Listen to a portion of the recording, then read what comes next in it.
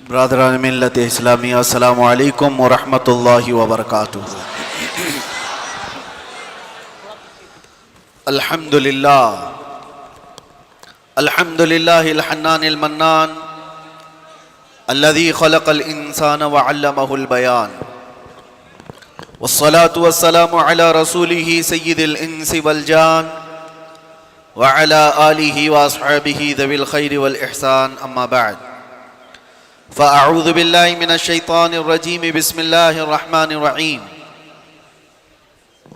يا أيها الذين آمنوا اتقوا الله ولتنظر نفس ما قدمت لغد واتقوا الله إن الله خبير بما تعملون، صدق الله مولانا العظيم۔ بارگاہ رسالت معاب صلی اللہ علیہ وسلم میں درود پاک کا ہدیہ پیش کریں۔ اللہم صلی علی سیدنا محمد معدن الجود والکرم وآلہ واصحابہ الکرام وابنہ الکریم وبارک وسلم صلاۃ دائمۃ سرمدا ابدا۔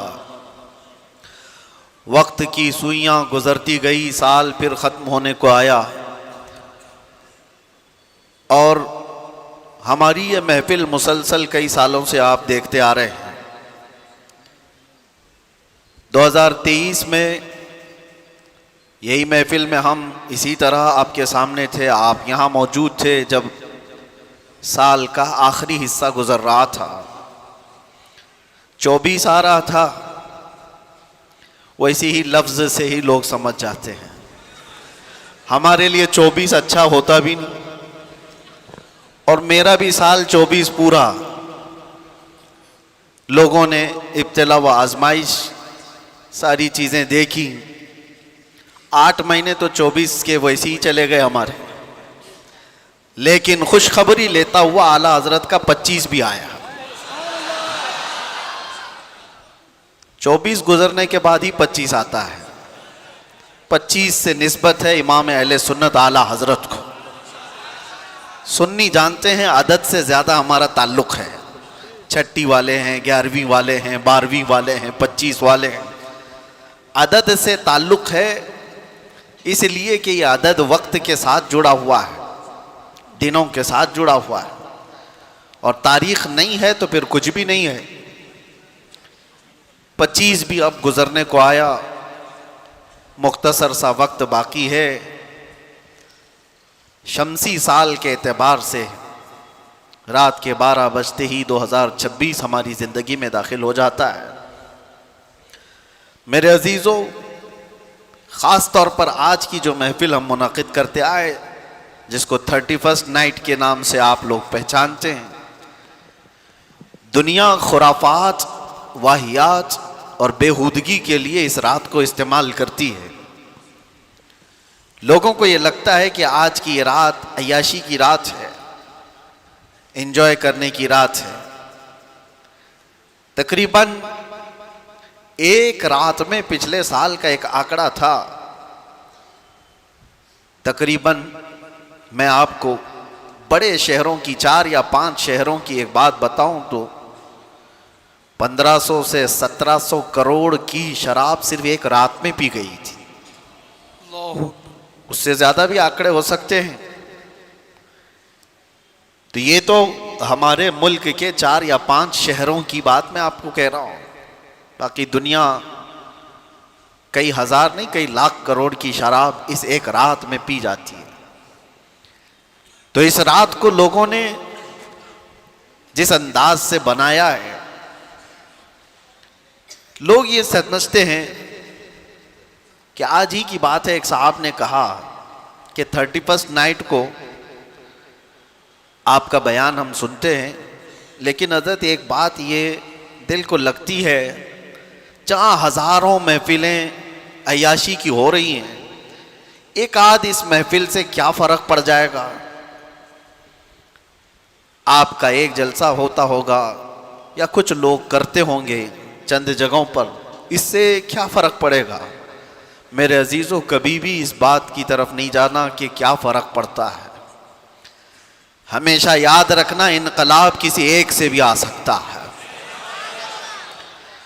بہت زیادہ تعداد کی ضرورت نہیں ہوتی، کبھی چھوٹا سا وقت بہت بڑا انقلاب لاتا ہے۔ تو ہم مایوس نہیں ہوتے. میں نے کافی سال پہلے ایک حکایت پڑھی تھی جس میں ایک بندے کے بارے میں مشہور تھا. وہ جتنا کماتا تھا شراب کے لیے استعمال کرتا تھا، پیسے پورے شراب کے لیے استعمال کرتا تھا. اور اس کے بعد یا تو پھر کسی طوائف کے گھر پر، یہ اس کا کام تھا. لیکن جانتے ہو انتقال ہوا تو وقت کے جو بڑے قطب تھے انہوں نے اس کا جنازہ پڑھایا. حیرت کی بات ہے. اور انہوں نے دعا کی. کہا دنیا جانتی تھی یہ شراب اپنے پیسوں سے خریدتا تھا، طوائف کے اڈوں پر جاتا تھا، اور اس کے لیے اتنے بڑے بزرگ نے دعا کی. ان سے لوگوں نے آ کر کے سوال کیا کہ آپ جانتے ہیں اس شخص کو؟ لوگوں میں وہ مشہور ہے ساری چیزیں. تو انہوں نے کہا ہاں میں بہت اچھی طرح سے جانتا ہوں، جبھی نماز میں نے پڑھائی. کہا جا کر کے پوچھو، اس کی زندگی کا راز اس کی بیوی جانتی ہے. اس کی خاتون سے پوچھ لینا. اس کی بیوی سے لوگ جو ذمہ دار لوگ تھے آ کر کے پوچھتے ہیں کہ تیرا شوہر کیسا تھا؟ دنیا میں تو مشہور ہے وہ شرابی تھا اور طوائف کے اڈوں پر جاتا تھا. اس نے کہا یہ غلط فہمی ہے، تم نے اس کا ظاہر دیکھا. میرے شوہر نے زندگی بھر ایک قطرہ بھی شراب کو زبان سے نہیں لگایا. کہا یہ تو سارے لوگوں نے آنکھوں سے دیکھا ہے اس کو، اور پھر وہ بازار میں بھی جاتا تھا، اس کا کیا ہے؟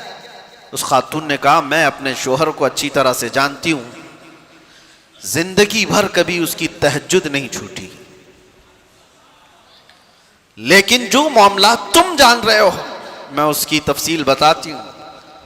میرے شوہر ہمارے گھر کا مختصر خرچہ رکھ کر اپنی کمائی کا پورا حصہ جا کر شراب خریدتا تھا. اور خریدتا تو شروع میں نے بھی اس کا ویرودھ کیا تھا، مخالفت کی تھی. لیکن اس نے جب مجھے بتایا، روزانہ شراب خرید کر کے لاتا اور گٹر میں بہا دیتا تھا. اور اس کے بعد کچھ پیسے بچائے ہوتے کسی بازار میں جاتا اور رات بھر کے کسی کو پیسے دے کر کے اس کی چوکھٹ پر بیٹھ جاتا تاکہ دوسرا کوئی آ نہ سکے. نہ کبھی وہ کسی طوائف کو ہاتھ لگایا، نہ گھر گیا. اس سے جب یہ پوچھا جاتا تو کہتا میری طاقت میں جتنا ہے اتنا تو میں گناہ کم کر سکوں، دنیا سے برائیوں کو میں کم تو کر سکتا ہوں جی، میں پوری شراب نہیں بہا سکتا، جتنی میری طاقت میں ہے اتنی تو میں اس لیے بہاتا ہوں کہ شراب بننے سے تو میں روک نہیں پاؤں گا، لیکن بن گئی ہے تو پینے سے کچھ لوگوں کو روک سکتا ہوں.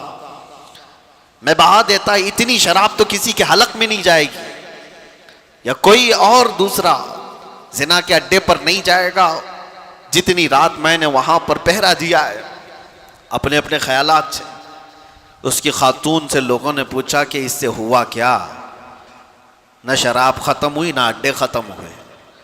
کہا ایک بات یاد رکھو، ہر انسان کو اللہ نے اس کی زندگی کے استطاعت کے مطابق عمل کا حکم دیا ہے، پوری دنیا کا نہیں. جتنی طاقت ہے، جتنی اس کی حیثیت ہے، اتنا عمل کا حکم دیا. اس نے اپنی طاقت کے مطابق عمل کیا اور دنیا میں ہی تم نے دیکھ لیا کہ اس کے جنازے پر وقت کا قطب نماز کے لیے آیا.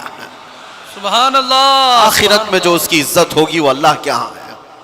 میں یہ سمجھتا ہوں میرے عزیزوں، ہوں گے ہزاروں عیاشی کے اڈے، ان میں ایک ذکر کی محفل بھی ہمارے لیے جلا بخشنے کے لیے کافی ہے. بے شک بے شک. اتنا تو ہے کہ یہ وہ حسین نوجوان ہیں جن کو آج راتیں اپنی طرف بلا رہی ہوں گی، بہت سارے پٹاخے اڑانے والے ہیں، آج کی رات عیش و عشرت میں گزارنے والے، ان کے بھی دوست و احباب ہوں گے. لیکن کرم اس رب ذوالجلال کا، تمہیں اس نے بازاروں کی زینت بننے کی بجائے اپنے گھر کا مہمان بنا رکھا ہے. سبحان اللہ. اور رات کے وقت جب کبھی کوئی اپنے گھر بلاتا ہے نا تو وہ کوئی خاص ہی ہوتا ہے. رات کے وقت جب کوئی اپنے گھر میں بلاتا ہے جی تو خاص لوگوں کو بلایا جاتا ہے، ہر کسی کو رات کے وقت کون بلاتا ہے؟ اور یہاں ممبئی میں رات کے 12 بجے کوئی مسجد میں اتنی بھیڑ، ممبئی جیسے شہر میں جہاں گناہوں کی صبح ہوتی ہے شام کے بعد، یہاں دن طلوع ہوتا ہے گناہوں کا رات شروع ہوتے ہی، لیکن ان تاریک راتوں میں ان نوجوانوں نے اس مسجد کو جو کھچا کھچ بھر دیا ہے، یہ تمہاری اپنی طاقت نہیں، یہ رب ذوالجلال نے رات کے اس حصے میں تمہیں اپنے گھر کا مہمان بنایا ہے۔ اور سنو حدیث پاک، میرے آقا صلی اللہ علیہ وسلم فرماتے ہیں جب رب تبارک و تعالیٰ کسی کے ساتھ بھلائی کا ارادہ فرماتا ہے تو اسے اپنے مسجد کا راستہ دکھا دیتا ہے۔ تو یہ یقین ہو گیا کہ یہاں جتنے آئے ہیں ان کے ساتھ اللہ نے بھلائی کا ارادہ کیا ہے، اور آنے کے بعد جانے سے پہلے رب ذوالجلال سے اتنا عرض کر دینا کہ مولا میں اپنی طاقت اور استطاعت سے نہیں آیا تھا، تیرے بلاوے سے آیا، تو نے بلایا، تیرے بلاوے اور فضل پہ آیا، اب میرے مانگنے سے مجھے آخرت میں جنت عطا کرتے ہیں۔ مانگنے پر اللہ تبارک و تعالی راضی ہوتا ہے۔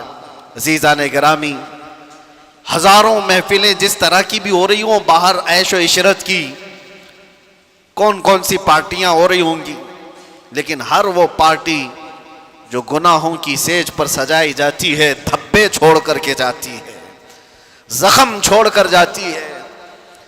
زندگی کے ان لمحات کو جس نے برباد کیا ہے، میں آج اسی پر گفتگو کرنا چاہوں گا۔ میں نے آیت بھی آپ کے سامنے سورہ حشر کی یہ تلاوت کی، اللہ تعالیٰ فرماتا ہے یا ایھا الذین آمنوا اتقوا اللہ ولتنظر نفس ما قدمت لغد، اے ایمان والو اللہ سے ڈرو اور دیکھو کہ قیامت کے لیے تم نے کیا بھیجا ہے، تم کیا انویسٹ کیے اس دنیا میں۔ آج تمہارے پاس وقت ہے، تم آگے کے لیے اپنے وقت میں کیا کام کر چکے ہو، یہ قرآن تمہیں جھنجھوڑ کر کہہ رہا ہے۔ اے نوجوانوں، میں آپ کو بتاؤں، اللہ کے رسول صلی اللہ تعالیٰ علیہ وسلم فرماتے ہیں کہ 2 نعمتیں ایسی ہیں جس میں اکثر لوگ خسارے میں رہتے ہیں۔ اکثر لوگ 2 نعمتوں میں یہ خسارے میں ہوتے ہیں، یا اس سے جاہل ہوتے ہیں، یا اس سے غفلت برتتے ہیں۔ وہ 2 نعمتیں کیا ہیں؟ حدیث پاک رسول کریم صلی اللہ علیہ وسلم فرماتے ہیں الصحت والفراغہ، صحت جو اللہ نے تمہیں تندرستی دی ہے یہ ایک نعمت، اس کو آدمی ہلکے میں لیتا ہے۔ دوسری وقت کی نعمت، جو وقت تمہیں آج دیا گیا ہے، یہ وقت جیسی گزرتا ہے واپس کبھی نہیں آتا، کبھی نہیں آتا۔ حضرت انس بن مالک رضی اللہ تعالیٰ عنہ سے ایک حدیث ہے، اللہ کے رسول صلی اللہ تعالیٰ علیہ وسلم ارشاد فرماتے ہیں لیس من یوم یأتی علی ابن آدم، کوئی دن ایسا نہیں کہ انسان پر جب دن آتا ہے، دن شروع ہوتا ہے، الا وینادی بہ، مگر یہ کہ اس کو روز پکارتا ہے۔ دن جیسے ہی شروع ہوا انسان سے کہتا ہے اے بنی آدم، اے بنی آدم، میں نیا دن ہوں تیرے لیے، انی خلق جدید، میں نیا دن ہوں تیرے لیے، اور تو آج جو کچھ بھی کرے گا قیامت کے دن میں تیری گواہی دینے والا ہوں۔ روزانہ ہر دن ہماری زندگی میں یہ کہتا ہے، اور حضور فرماتے ہیں رات بھی یہی کہتی ہے۔ جیسی رات طلوع ہوتی ہے انسان سے وہ کہتی ہے اے بنی آدم، میں نئی رات ہوں تیری زندگی میں۔ یہ آج جو رات ہے یہ کیا پہلے کبھی آئی تھی آپ کی زندگی میں؟ آج 31 دسمبر 2025، یا اس سے پہلے کبھی آیا تھا یہ دن؟ گزر جانے کے بعد کبھی اور آئے گا؟ نہیں آئے گا۔ گیا وقت پھر ہاتھ آتا نہیں، صدا دور دورہ دکھاتا نہیں۔ 2 نعمتیں جس میں اکثر لوگ خسارے میں ہیں، وہ یہ 2 نعمتیں ہیں اللہ کی دی ہوئی، صحت اور وقت۔ اور وقت کو برباد کرنے والے وہ لوگ ہیں جو عیاشیوں میں آج مبتلا ہیں۔ وقت کو جنہوں نے غنیمت نہیں سمجھا، ہم نے زندگی میں بھی بہت سارے ایسے لوگوں کو تڑپتے ہوئے دیکھا ہے۔ اے نوجوانوں، ذرا بوڑھوں سے پوچھ لو ان کی جوانی کا کیسا آج ان کو جوانی کا وقت جو گزرا ہے ان کو آج کیسا پریشان کرتا ہے وقت کہ کاش ہم یہ کر لیے ہوتے، کاش ہم یہ کر لیے ہوتے. بڑھاپا پورا کاش میں گزر جاتا ہے، کیونکہ وہ واپس کسی نے آج تک جوانی پلٹا کر نہیں دی. ایک بات یاد رکھو کہ جو وقت ہم سے گزر رہا ہے، نوجوان بچوں سے خاص طور پر، کہ اللہ تعالیٰ نے بہت بڑی نعمت تمہیں عطا کی. اور ایک حدیث میں آپ کو سناؤں، اللہ کے رسول صلی اللہ علیہ وسلم فرماتے ہیں اغتنم خمسا قبل خمس، 5 چیزوں کو 5 چیزوں سے پہلے غنیمت جانو. وہ 5 چیزیں کیا ہیں؟ حضور پاک صلی اللہ تعالی علیہ وسلم فرماتے ہیں شبابک قبل حرمک، تمہاری جوانی کو غنیمت سمجھو، بڑھاپا آنے سے پہلے ہے. بڑھاپا وہ نہیں کر پائے گا جو جوانی کرتی ہے. حضور فرماتے ہیں صحتک قبل سقمک، تمہاری جو تندرستی ہے اس کو غنیمت جانو بیمار ہونے سے پہلے. کبھی ہاتھ اٹھا کر دیکھو، کبھی پیر چلتے ہوئے دیکھو تو اللہ کا شکر کرو کہ مولا ہاتھ سلامت ہے چل رہا ہے، پیر سلامت ہے چل رہے ہیں.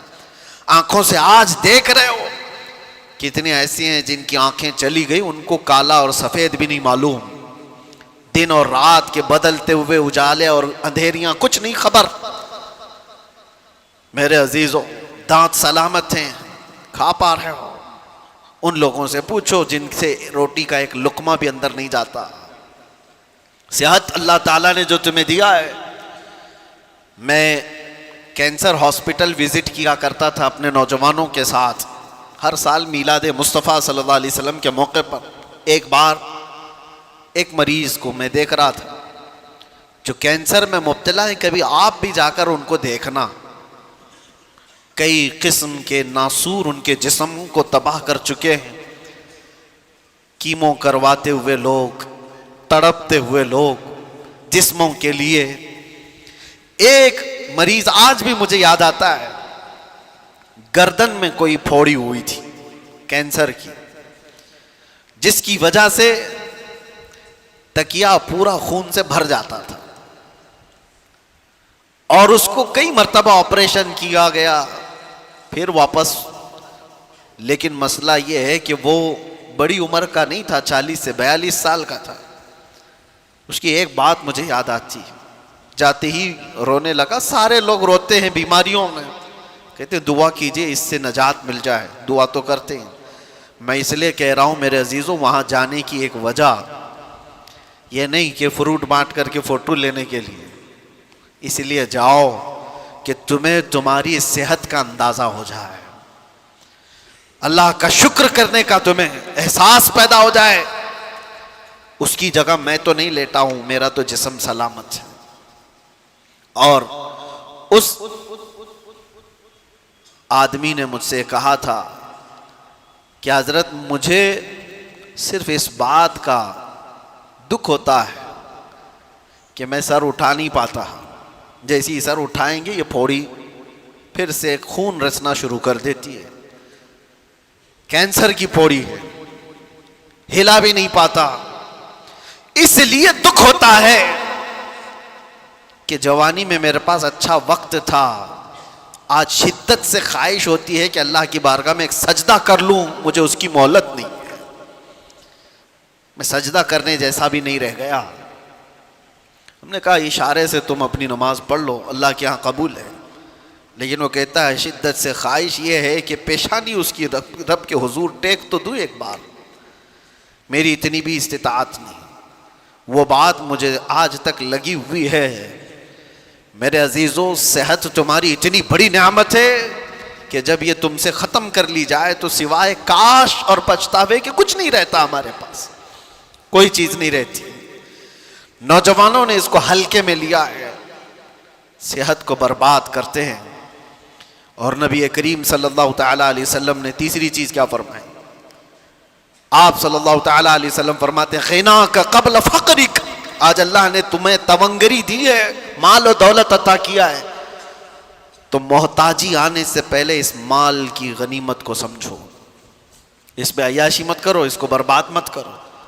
ایسے محتاج ہو جاؤ گے کہ پھر ہم نے ایسے لوگوں کو بھی دیکھا ہے جن کے پاس تھیلے بھر بھر کر پیسے رکھنے کی داستانیں سنائی جاتی تھی، لیکن آج ان کی حالت یہ ہے کہ پڑوسیوں سے روٹی مانگ کر کھانا پڑتا ہے۔ یہ میں مبالغہ نہیں کر رہا ہوں، دیکھی ہوئی باتیں ہیں۔ کب تمہارا یہ تونگری، تمہارا یہ مال ضائع ہو جائے تمہیں اندازہ بھی نہیں، سال بھر میں کروڑ پتی روڑ پتی بن جاتے ہیں۔ تمہارے پاس اللہ تعالیٰ نے غنا عطا کیا ہے تو یہ عیاشی کے لیے نہیں، بربادی کے لیے نہیں ہے، فضول خرچی کے لیے نہیں ہے۔ اور میں آج ہی، جیسے کہ آج عرس نوری بھی ہے حضور سیدنا ابو الحسین احمد شاہ نوری رحمۃ اللہ تعالی علیہ، حضور احسن العلماء رحمۃ اللہ تعالی علیہ کا ایک قول جو ان کے صاحبزادوں سے نقل ہے، فرماتے کہ آپ فرماتے تھے جو بندہ مال آنے کے بعد نہیں ڈگمگایا وہ اللہ کا محبوب ہے، اور ایسا بہت کم ہوتا ہے، ایسا بہت کم ہوتا ہے۔ تلوار سے جو ڈرایا جاتا ہے، مثال کے طور پر میں آج یہ بات بہت سارے لوگوں سے کہتا ہوں، آزمائش دو طرح کی ہوتی ہے، ہمیں ڈرا کر کے کوئی یہ کہے دین چھوڑ دے، ہم تو نہیں ڈرنے والے، کیا کر لے گا، تلوار گردن پہ رکھتا ہے، پھانسی پر لٹکاتا ہے، سب کے لیے تیار ہے، یہ پراؤڈ فیل ہوتا ہے۔ آپ بھی اس چیز کا احساس رکھتے ہوں گے، میں ہر تکلیف کو گوارا کر لوں گا، اور ہم نے ایسے بچوں کو دیکھا بھی ہے، قید کی حالت میں بھی دیکھا ہے، جنہوں نے بہت سختیاں برداشت کی لیکن ٹس سے مس نہیں ہوئے۔ اس زمانے کی بات، ایک آزمائش یہ ہے کہ ظالم تمہیں تلوار دکھا کر، چاقو دکھا کر، پھانسی کا پھندا دکھا کر کے ڈرائے، اور تم یہ کہو کہ نہیں، میں اپنے دین سے بالکل روگردانی نہیں کر سکتا، میں اپنے نبی پاک سے تھوڑی دیر کے لیے بھی غداری یا بے وفائی نہیں کر سکتا۔ ہو سکتا ہے آپ سب کا ایمان ایسا ہو، لیکن دوسرا ایک امتحان ہے، وہ اس سے ڈینجر ہے۔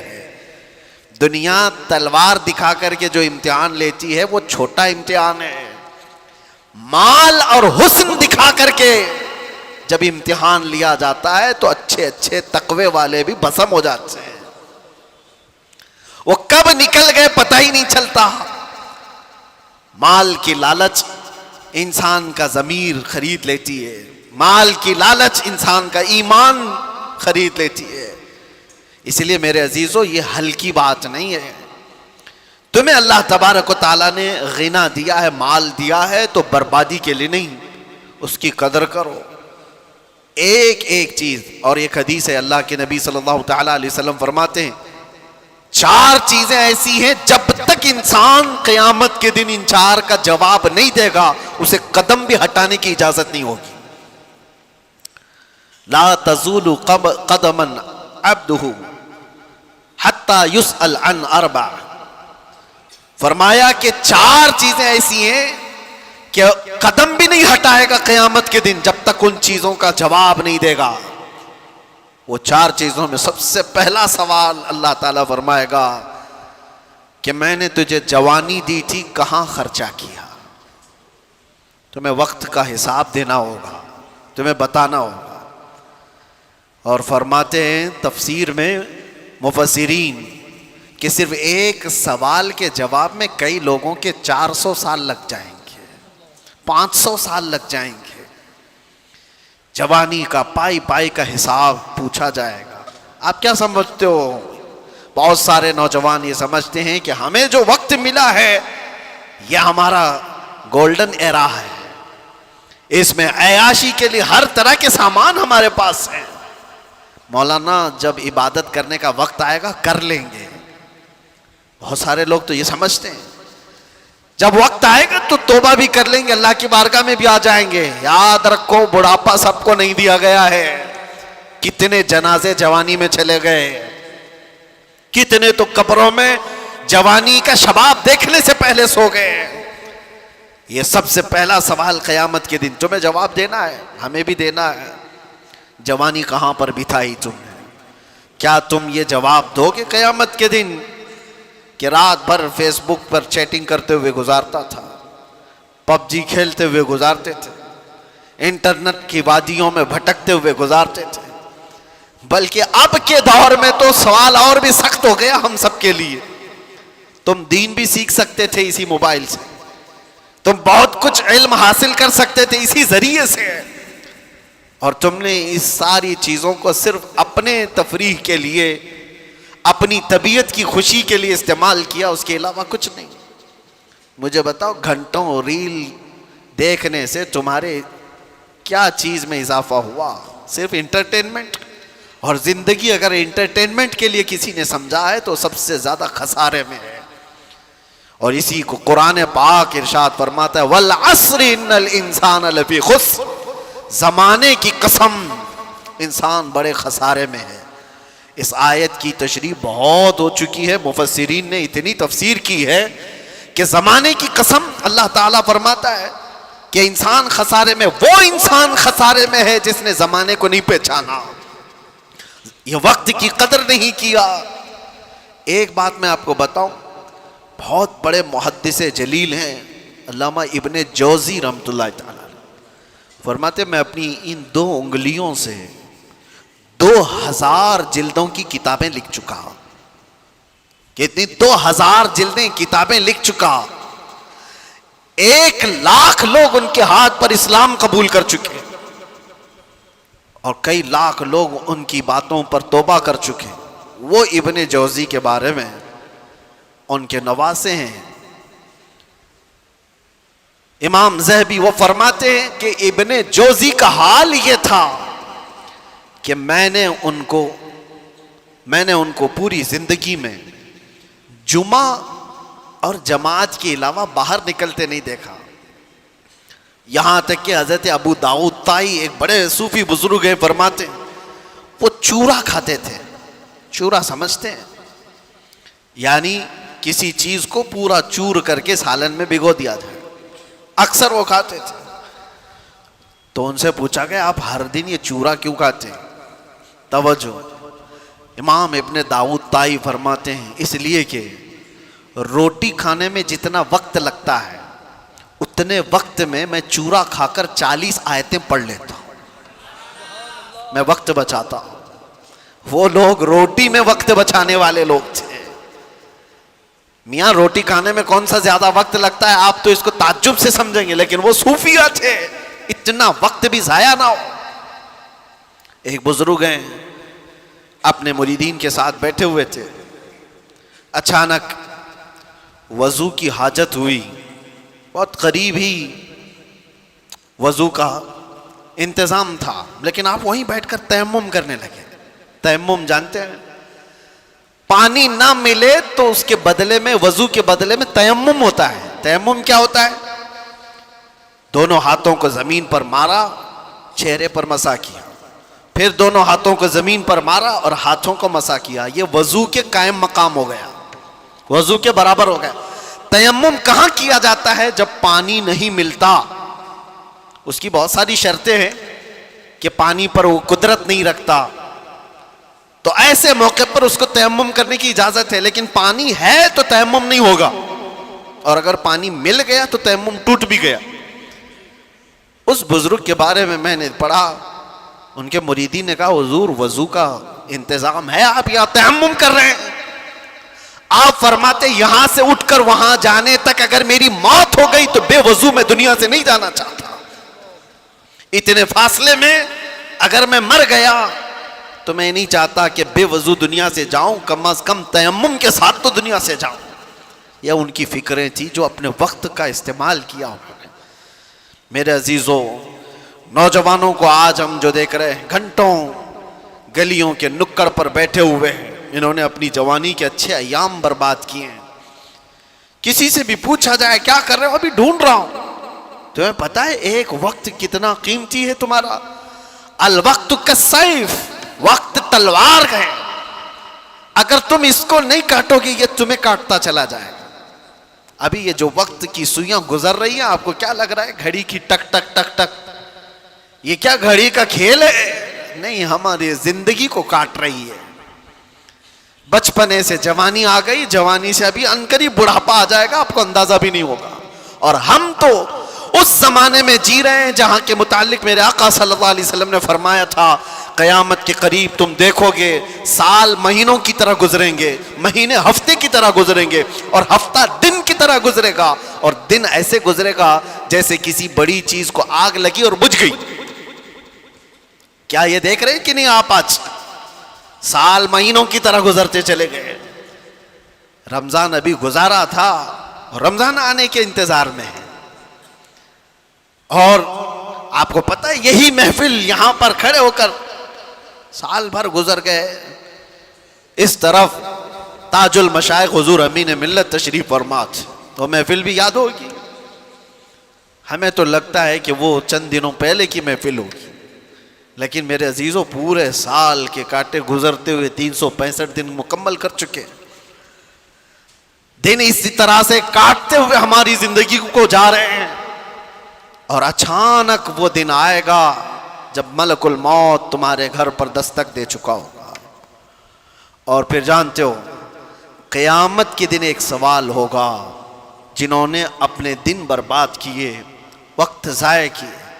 اللہ تعالیٰ قرآن میں فرماتا اولم نعمرکم ما یتذکر فیہ من تذکر وجاءکم النذیر فذوقوا فما للظالمین من نصیر۔ کیا ہم نے تجھ کو عمر نہیں دی تھی، زندگی نہیں دی تھی؟ اتنی زندگی میں نے تم کو نہیں دیا کہ جس میں تو نصیحت حاصل کر سکتا تھا؟ اللہ فرما رہا ہے کیا میں نے تجھے اتنی زندگی نہیں دی کہ جس میں تو سدھر سکتا تھا، اپنے آپ کو سنوار سکتا تھا؟ اور ایسا نہیں کہ تو خود ہی سنور سکتا تھا، وجاءکم النذیر، اور تمہارے پاس تو اللہ کا ڈر سنانے والا رسول بھی آیا تھا، پھر تم نہیں بدلے، کیوں؟ اللہ فرماتا ہے فذوقوا فما للظالمین من نصیر، اب جہنم کا عذاب چکھو، اس لیے کہ ظالموں کا یہاں کوئی مددگار نہیں۔ ظالم کس کو کہا ہے؟ کون ہے ظالم؟ جس نے اپنی زندگی کے ساتھ ظلم کیا، اس نے اپنے وقت کو اپنے ہاتھوں برباد کیا، اس سے بڑا ظالم کون ہے؟ ہم اپنے آپ پر جو ظلم کر رہے ہیں میرے عزیزوں، اپنے وقت کا جو ضیاع ہے، یہ بربادی ہے عیاشیوں میں۔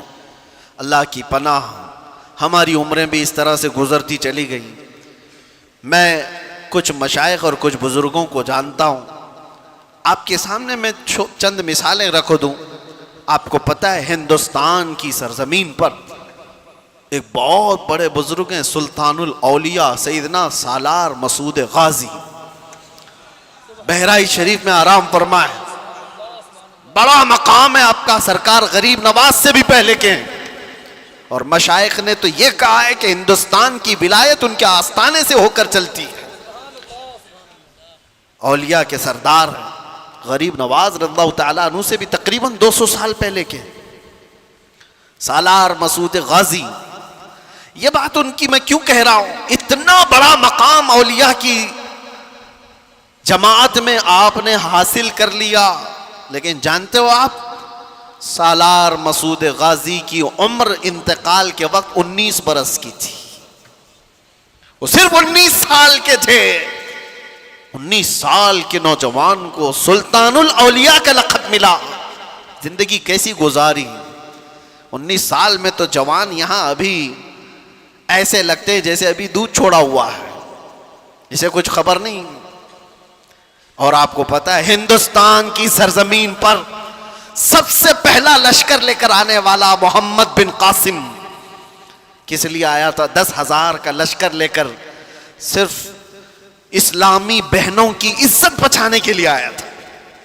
راجہ طاہر سنگھ ایک ظالم بادشاہ تھا، اس کے گنڈوں نے کچھ عورتوں کو قبضہ میں لیا اور ان کا مال لوٹ لیا تھا۔ ان عورتوں نے آواز لگائی تھی کہ ہے کوئی ہمارا بھائی جو ہماری مدد کرے ہندوستان سے۔ تو اس وقت کچھ عرب کے تاجر یہاں پر تجارت کے لیے آئے تھے، انہوں نے یہ معاملہ دیکھا تو واپس جا کر اس وقت گورنر جو اس وقت تھا حجاج بن یوسف، اس کے زمانے میں وہ لوگ واقعہ سنا رہے تھے، تو اسی واقعہ سنانے کے دوران دربار میں یہ نوجوان محمد بن قاسم جو بھتیجا ہے گورنر کا گزر رہا تھا، سن کر اسے بڑا شاق ہوا۔ پھر اپنے چچا سے کہا چچا جان مجھے اجازت دے، میں ہندوستان جاتا ہوں۔ کہا تو نے دیکھا ہندوستان؟ تقریباً 4000 کلومیٹر دور ہند کی وادیاں دیکھا نہیں. اس نے کہا اللہ کی مدد آئے گی میں لشکر لے کر جاؤں گا. اور وہ آیا بھی. اور اس کے بعد راجہ دائر سنگھ کو اس نے مخاطب کر کے کہا تھا محمد عربی کے شیر ہیں ہم اور ہم مقابلے کے لیے آئے ہیں. اس کے بعد 3 دن کی لڑائی کے بعد گنڈے بھی راجہ بھی سب تتر بتر ہو گئے. اس محمد بن قاسم نے پہلی بار پرچم اسلام لہرایا تھا. اور ہماری نئی پنڈتوں کی لکھی ہوئی کتابوں میں بھی محمد بن قاسم کی تعریف ایسی لکھی گئی ہے کہ ہم نے کسی ایسے جرنیل کو نہیں دیکھا جتنے انصاف کے ساتھ محمد بن قاسم نے اپنا پرچم لہرایا تھا. کسی پر ظلم نہیں کیا, محبتوں کے ساتھ لوگوں میں ایمان کی دعوت دی. سوچئے آپ محمد بن قاسم جو اپنی بہنوں کی عزت کے لیے, اس کے سگی بہنیں کیا ہیں تو دور, اتنے دیش دور رہنے والی پیڑتائیں مظلومائیں, ان کی مدد کے لیے وہ وہاں سے چل کر آیا, جنگ بھی کیا, بہنوں کو آزاد بھی کرایا اور ساتھ ہی ایمان کی دولت بھی تقسیم کیا لوگوں میں. لیکن اس کا انتقال ہوا تھا محمد بن قاسم کا 21 سال کی عمر تھی. ذرا اپنے گریبان میں جھانک کر دیکھو, 21 سے گزرے ہوئے بھی ہم بہت ہیں. 21 سال کی جوانی میں جو اتنا بڑا قدم اٹھا کر آیا ہو, اس کے پاس وقت کی قدر و قیمت تھی. یہ وہ لوگ ہیں جنہوں نے دنیا میں تاریخ رقم کر دی. 21 سال میں وہ تو دنیا سے جا چکا. میرے عزیزو, محمد بن قاسم اپنی بہنوں کی, اور وہ بھی سگی نہیں, آہو بکا کو سن کر برداشت نہ کر سکا اور وہاں سے آ گیا. یہاں پڑوس کی بہنوں کی عزت لوٹی جاتی ہے, کسی کے کانوں پہ کچھ نہیں ہوتا. کیوں؟ سیلفش ہو گئے. ہمیں کوئی چیز جگاتی نہیں ہے. نوجوانوں, آج تو حالات یہ ہے کہ ہمیں یہ تو پتا ہوتا ہے کس کے گھر کی بیٹی بھاگ گئی, لیکن یہ نہیں پتا ہوتا کہ کس کے گھر میں بھوکا سو رہے لوگ, کس کا باپ اپنی بیٹی کی شادی کے لیے ترس رہا ہے, یہ خبر کہاں ہوتی ہے. نوجوانوں نے اپنی زندگیاں کس لیے رکھی ہیں.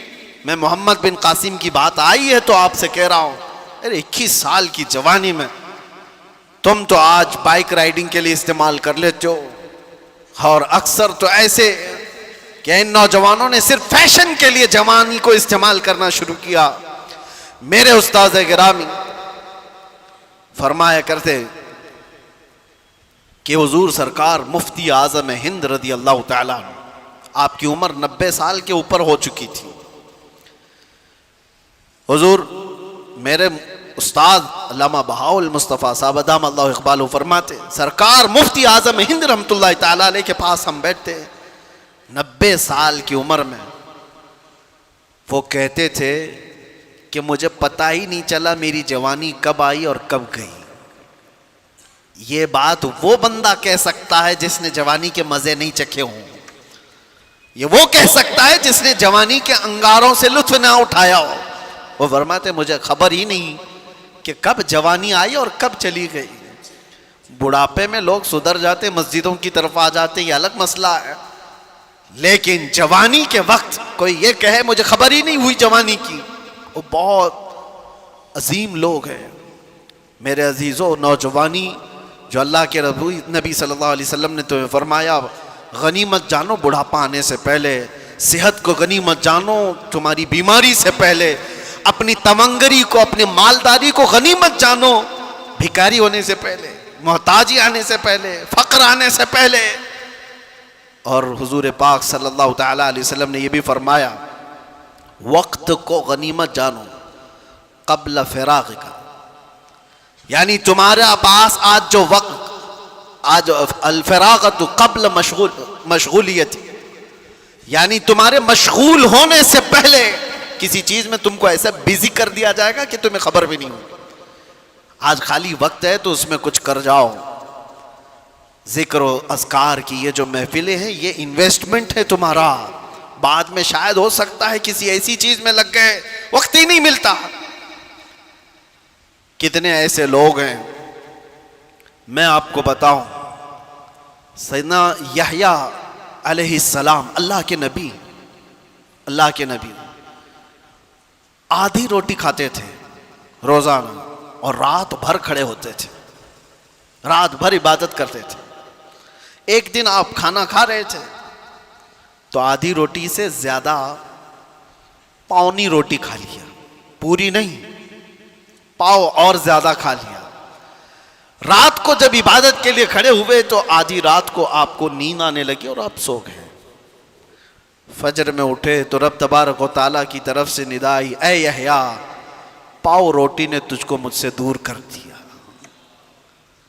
آدھی کھاتے تھے اور پوری رات کھڑے ہو کر مجھ سے مناجات کرتے تھے، زیادہ روٹی نے تمہیں تھکا دیا یا پھر سلا دیا۔ میں آج یہ کہہ رہا ہوں، کتنے ایسے نوجوان جو ہمارے ساتھ مسلسل پابند صلات تھے، نمازیں پڑھتے تھے، کچھ ایسے ایام آئے کہ وہ دکھتے ہی نہیں، پھر وہ محفلوں میں بھی سیر محفل بیٹھنے والے حاضر باش لوگ، پوچھا گیا کہاں ہو، دکھتے ہی نہیں۔ کہا کیا کروں، جاب سے ٹائم ہی نہیں ملتا، کیا کروں، بزنس ایسا ہو گیا ہے کہ وقت ہی نہیں ملتا۔ اسی لیے اللہ کے نبی صلی اللہ علیہ وسلم نے فرمایا، تمہارے پاس جو آج وقت ہے، تمہارے مشغول ہونے سے پہلے اس کو غنیمت جانو۔ کبھی کبھار بندہ ایسی چیز میں مشغول ہو جاتا ہے کہ اسے کچھ نہیں حاصل کرنے کو ملتا۔ اور وہ نوجوان جو ابھی شادی سے پہلے کے ہیں، کیا ذمہ داریاں ہیں تمہارے اوپر؟ شادی ہو جانے تو پھر دیکھو کیا کیا چیزیں اچانک سر پر پڑ جاتی، بیوی ہوئی، بچے ہوئے، اور اس کے بعد تو اس کی زندگی تو ایسی، صبح اٹھا، راشن لایا، کپڑے لایا، وہ کیا، یہ کیا، بچے کو اسکول چھوڑا ہے، وہاں سے لے کر کے آئے، جاب پہ جائے، کھانا لائے، ٹیوشن پہ چھوڑے، یہی ساری چیزوں میں مصروف ہو گیا بیچارہ۔ اور پہلے اتنا مصروف نہیں تھا، اور یہ مصروفیت بڑھتی جاتی ہے۔ تجارت میں جب کوئی قدم رکھتا ہے، میں نہیں کہتا کہ تجارت حلال نہیں، بہت اچھی چیز ہے، لیکن آدمی کو یہ ہمیشہ یاد رکھنا چاہیے، جیسی وہ قدم آگے بڑھاتا جاتا ہے، اس کا جو خالی وقت اللہ نے دیا تھا وہ اب مشغول ہوتا چلا جائے گا۔ اور مشغول اگر اچھے کاموں میں ہو جائے تو کیا کہنے ہیں، لیکن دنیا نے اگر اس کو مشغول کر لیا تو جو اس کے پاس تھوڑا بہت وقت ملتا تھا وہ بھی ختم ہو جائے گا۔ اسی لیے میرے عزیزو، جس کے پاس وقت ہے، نوجوانوں، یہ نیکیوں میں انویسٹ کر لو۔ جس کے پاس کچھ پیسے رکھے ہوتے ہیں نا، ان کو لوگ مشورہ یہی دیتے ہیں، کیا کرے گا پیسے رکھ کر کے گھر میں، کسی چیز میں لگا دے، انویسٹ کر۔ گھر میں یہ تجوری میں سجا کر کے نوٹوں کی گڈیاں رکھے گا تو کیا حاصل کیا ہوگا، پیسے بڑھیں گے تو نہیں، انویسٹ کر تو بڑھ تو جائیں گے۔ میں آج آپ سے کہتا ہوں، وقت تمہارے پاس ہے، ذکر اللہ میں انویسٹ کرو، محبت مصطفیٰ میں لگا دو، اور دیکھنا بڑھ کے کیا 70 گنا بڑھ کر کے تمہیں ملنے والا ہے، بڑھ کر کے ایسا ملے گا میرے عزیزو، دنیا میں چھاپ چھوڑ کر کے جاؤ گے۔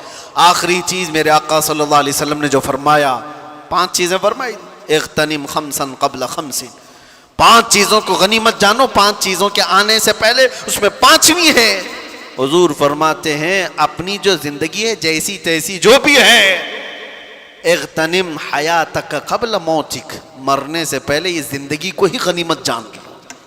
مر جانے کے بعد پھر یہ چیز واپس نہیں آتی۔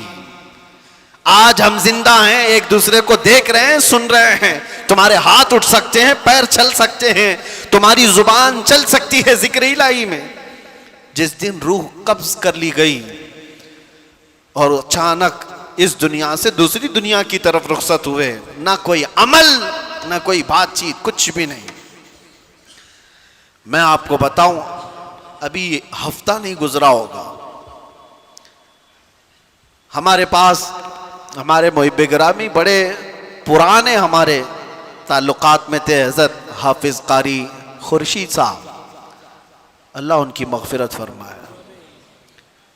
ناگ دیوی اسٹریٹ مسجد کے امام تھے 20 سالوں سے، حضرت علامہ مفتی زبیر صاحب قبلہ کے پرانے جانکاروں میں۔ مجھ سے اکثر ملنے کے لیے وہ آتے، آئے رات کو اور بہت دیر تک بیٹھے، مجھ سے کہنے لگے حضرت مجھے رمضان میں عمرہ کے لیے جانا ہے۔ میں نے کہا اس سال تراویح نہیں سناؤ کیا؟ کہا نہیں، اس سال دوسرے نائب سنا رہے ہیں، مسجد والوں نے کہا اس سال پورا مدینے میں آپ رمضان گزارو۔ میں نے کہا بہت اچھا ہے۔ وہ ہمارے ساتھ جانے کے لیے ساری باتیں کی، مرکز کی ہماری جو تعمیر ہو رہی ہے دیکھنے کے لیے گئے، ساری چیزیں۔ میں وہاں سے نکل کر اجمیر شریف کے سفر پر گیا، دوسرا دن نہیں گزرا ابھی، ان کے ساتھ جو آئے کئی تصویریں بھی ان کی موجود تھیں۔ ان کے شاگرد نے مجھے میسج دیا، میں پلین میں بیٹھا ہوں کہ قاری صاحب کا انتقال ہو چکا ہے۔ میں کہا کون قاری صاحب؟ کہا آپ کے پاس ابھی جو آ کے گئے۔ کہا کیسے؟ اچھے بھلے انسان، عمرہ کا پلان کر کے گئے ہو، کل یہاں پر کون کام کرنے کے لیے آئے گا، پی او پی والے ان کو ڈائریکشن دے کر کے گئے ہو کہ یہ لوگ آئیں گے یہاں کام کریں گے، ساری چیزیں۔ ہاں کچھ نہیں، گھر جا رہے تھے عشاء پڑھ کر، راستے میں اٹیک آیا اور گھر پہنچنے سے پہلے ان کی روح قبض ہو چکی تھی، ہاسپٹل بھی نہیں جا سکے۔ اتنے شوق دیتی ہیں ایسی چیزیں۔ ایک دن پہلے بندہ جو ہمارے ساتھ بیٹھے چائے پانی کر رہا ہو، رات کو صبح وہ قبرستان میں اس کی قبر پھولوں سے سجی ہوئی نظر آ رہی ہے، منو مٹی تلے جا چکا ہو، دل کو دہلا دینے والی چیزیں۔ اسی لیے اللہ کے نبی صلی اللہ علیہ وسلم نے فرمایا موت تمہارے لیے نصیحت کرتی ہے، اے نوجوانوں جنازے اٹھا کر کے کہہ لگاتے ہوئے مت جاؤ، قبرستانوں میں ہنسی مذاق کر کے مت آؤ، وہ سب تمہیں نصیحت کر رہے ہیں، واز کر رہے ہیں، ہم جا چکے، تمہارا نمبر ہے، تم آنے والے ہو۔ اسی لیے کہا گیا نا جنازے کو سب سے آگے رکھا جائے، چلنے والے سب سے پیچھے چلیں۔ کیوں؟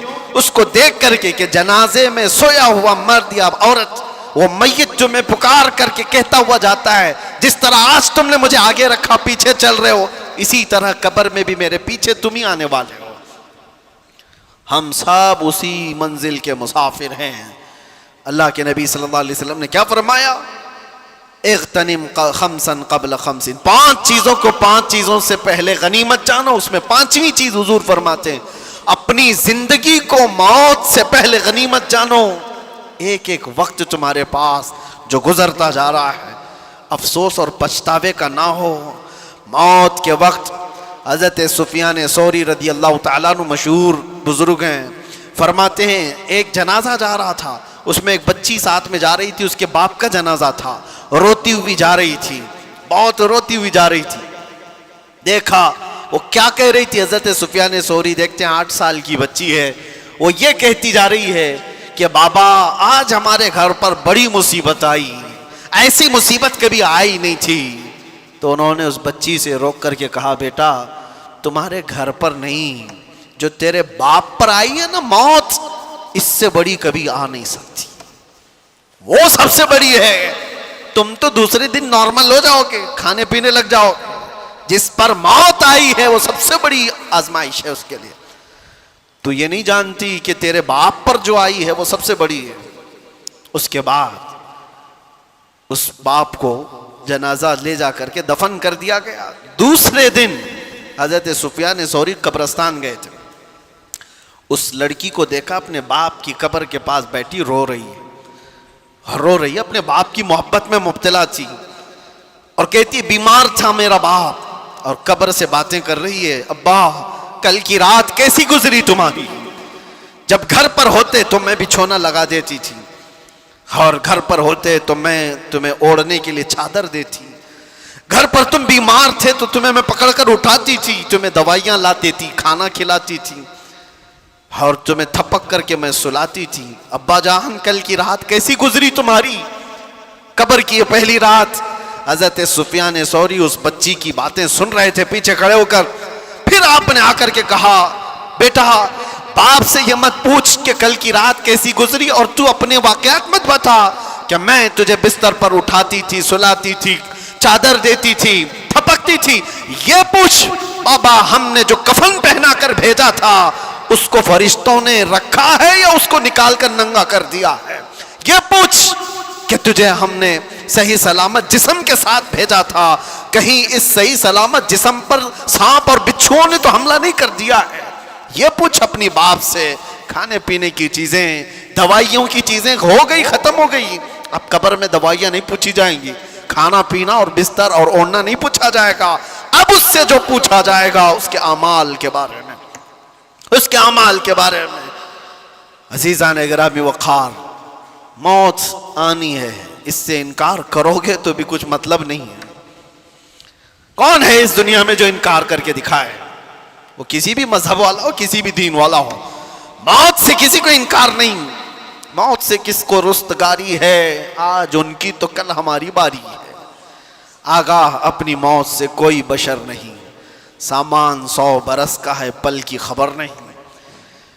اللہ کے نبی صلی اللہ تعالی علیہ وسلم نے ارشاد فرمایا، اپنی حیات کو غنیمت جانو موت آنے سے پہلے۔ موت کے بعد پھر یہ حیات، یہ جو زندگی ہے، اس کے صرف خواہش کرتے رہ جاؤ گے کاش۔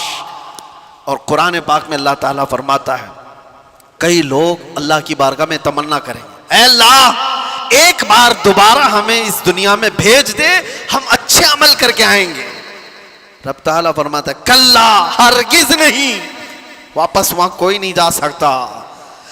جب اس دار فانی میں، اس دنیا میں اللہ کے ولیوں کو واپس نہیں بھیجا گیا، تمہاری ہماری حیثیت کیا ہے؟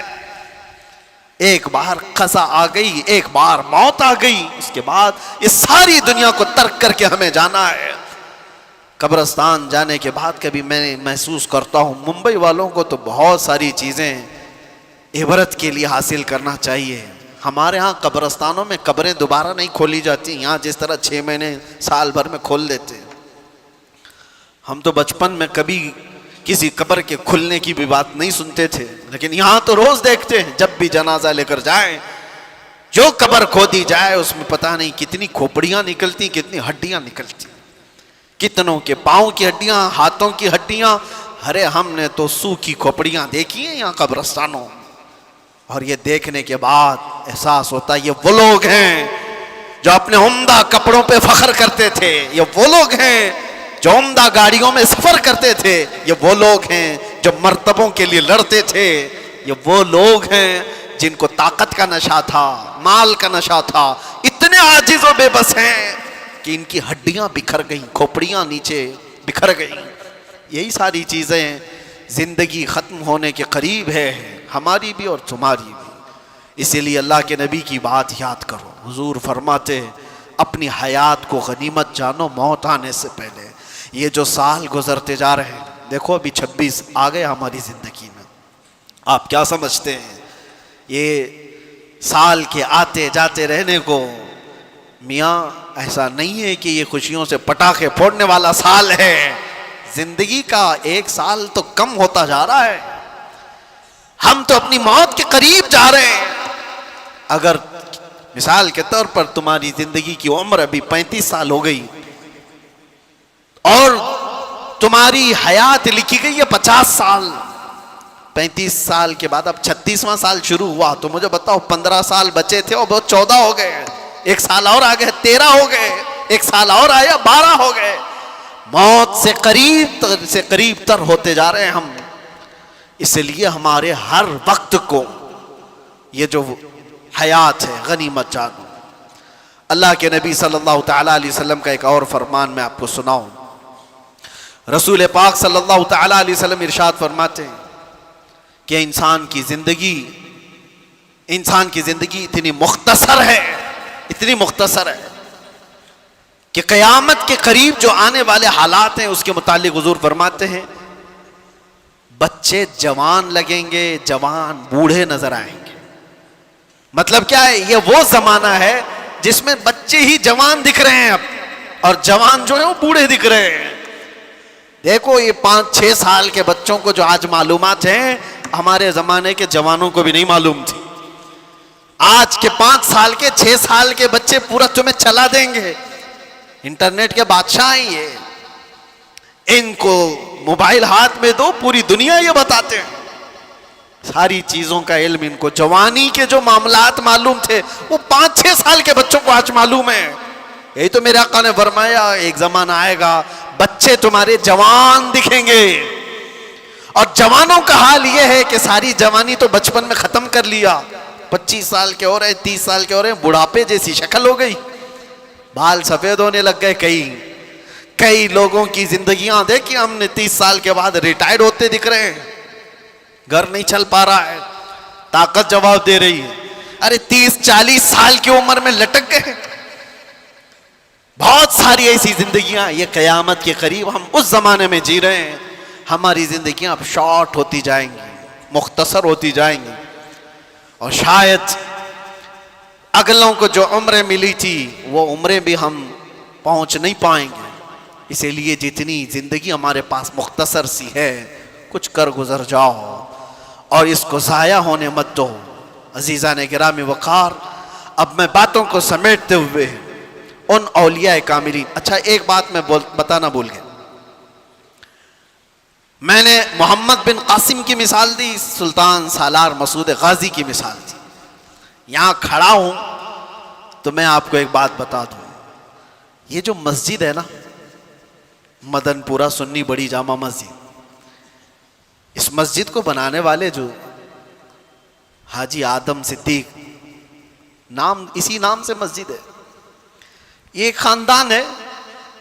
میں ان کی پوری تفصیلات میں نہیں جاتے ہوئے ایک بات کہتا ہوں، سابو صدیق صاحب کا نام سنا ہوگا، ان کے نام سے ہاسپٹل بھی ہے، مسافر خانہ بھی ہے، ہو سکتا ہے آپ نے دیکھا ہو یا سنا ہو، بڑا مسافر خانہ ہے، بڑا ہاسپٹل ہے، اچھا، اور ممبئی جیسے شہر، اور تقریباً ان کی زندگی میں ایسی 3 بڑی مسجدیں ہیں۔ ڈیٹیل آپ ہو سکتا ہو جو ٹرسٹ ہے جو یہ سب چلا رہی ان سے معلومات کریں یا ان خاندانوں سے معلومات کریں، میرے علم میں جتنا ہے وہ سابو صدیق صاحب نے یہ بڑی مسجد، ہماری زندگی میں مسجد بنانے کا مسئلہ آ جائے تو سالیں عمریں ختم ہو جائیں، ایسی بڑی مسجدیں جو تقریباً 150 سال کی سے زیادہ سے کھڑی ہوں، 3 مسجدیں، ہاسپٹل، مسافر خانہ اور بھی بہت کچھ۔ لیکن حیرت کی بات یہ ہے کہ وہ سابو صدیق صاحب بھی 30 سال کی عمر میں فوت کر چکے تھے۔ اتنی کم عمر میں اتنا سب کیسے کر کے چلے گئے؟ کچھ لوگ وہ ہیں جن کے وقت میں اللہ نے برکت عطا فرمایا ہے، جو اپنی جوانی میں کر گئے وہ بہت بوڑھے بھی نہیں پہنچ پائیں گے۔ اسی لیے میرے عزیزو، یہ کاموں کو دیکھنے کے بعد پھر احساس ہوتا ہے کہ جوان اگر کوئی ایک کھڑا ہو جائے تو اللہ اس کو اتنی مضبوطی اور طاقت عطا کرتا ہے کہ وہ ہزاروں کو بھی کھڑا کر سکتا ہے۔ لوگ آج سمجھتے ہیں مختصر سی چیز میں ہوتا کیا ہے، بہت کچھ ہوتا ہے۔ آپ کو پتا ہے پوری دنیا میں عشق، محبت اور عشق رسالت کا چرچا جو ہو رہا ہے، اور بہت سارے عاشق ہوں گے، لیکن بریلی کے عاشق کا معاملہ ہی الگ ہے۔ امام اہل سنت امام احمد رضا خان فاضل بریلوی، اپنی زندگی میں انہوں نے 1000 سے زیادہ کتابیں لکھی ہیں، 1000 سے زیادہ کتابیں لکھی، اور ان کا نعتیہ دیوان دیکھو، ہدایق بخشش حل کرنے میں عمر لگ جائے گی۔ علامہ شارح بخاری مفتی شریف الحق امجدی رحمۃ اللہ علیہ فرماتے ہیں، اعلیٰ حضرت کی کتابیں تو چھوڑو، اعلیٰ حضرت کی کتابوں کے جو نام ہے نا وہی صحیح پڑھ کے دکھائے دے تو میرے نزدیک عالم ہے، خالی نام صحیح سے پڑھ کے دکھا دے۔ جو اعلیٰ حضرت نے کتابوں کے نام رکھے، نام بھی ایسے رکھے، اگر ان نام کا عدد آپ نکالیں گے تو جس سال میں کتاب لکھی گئی اسی سال کا ہی عدد نکلے گا۔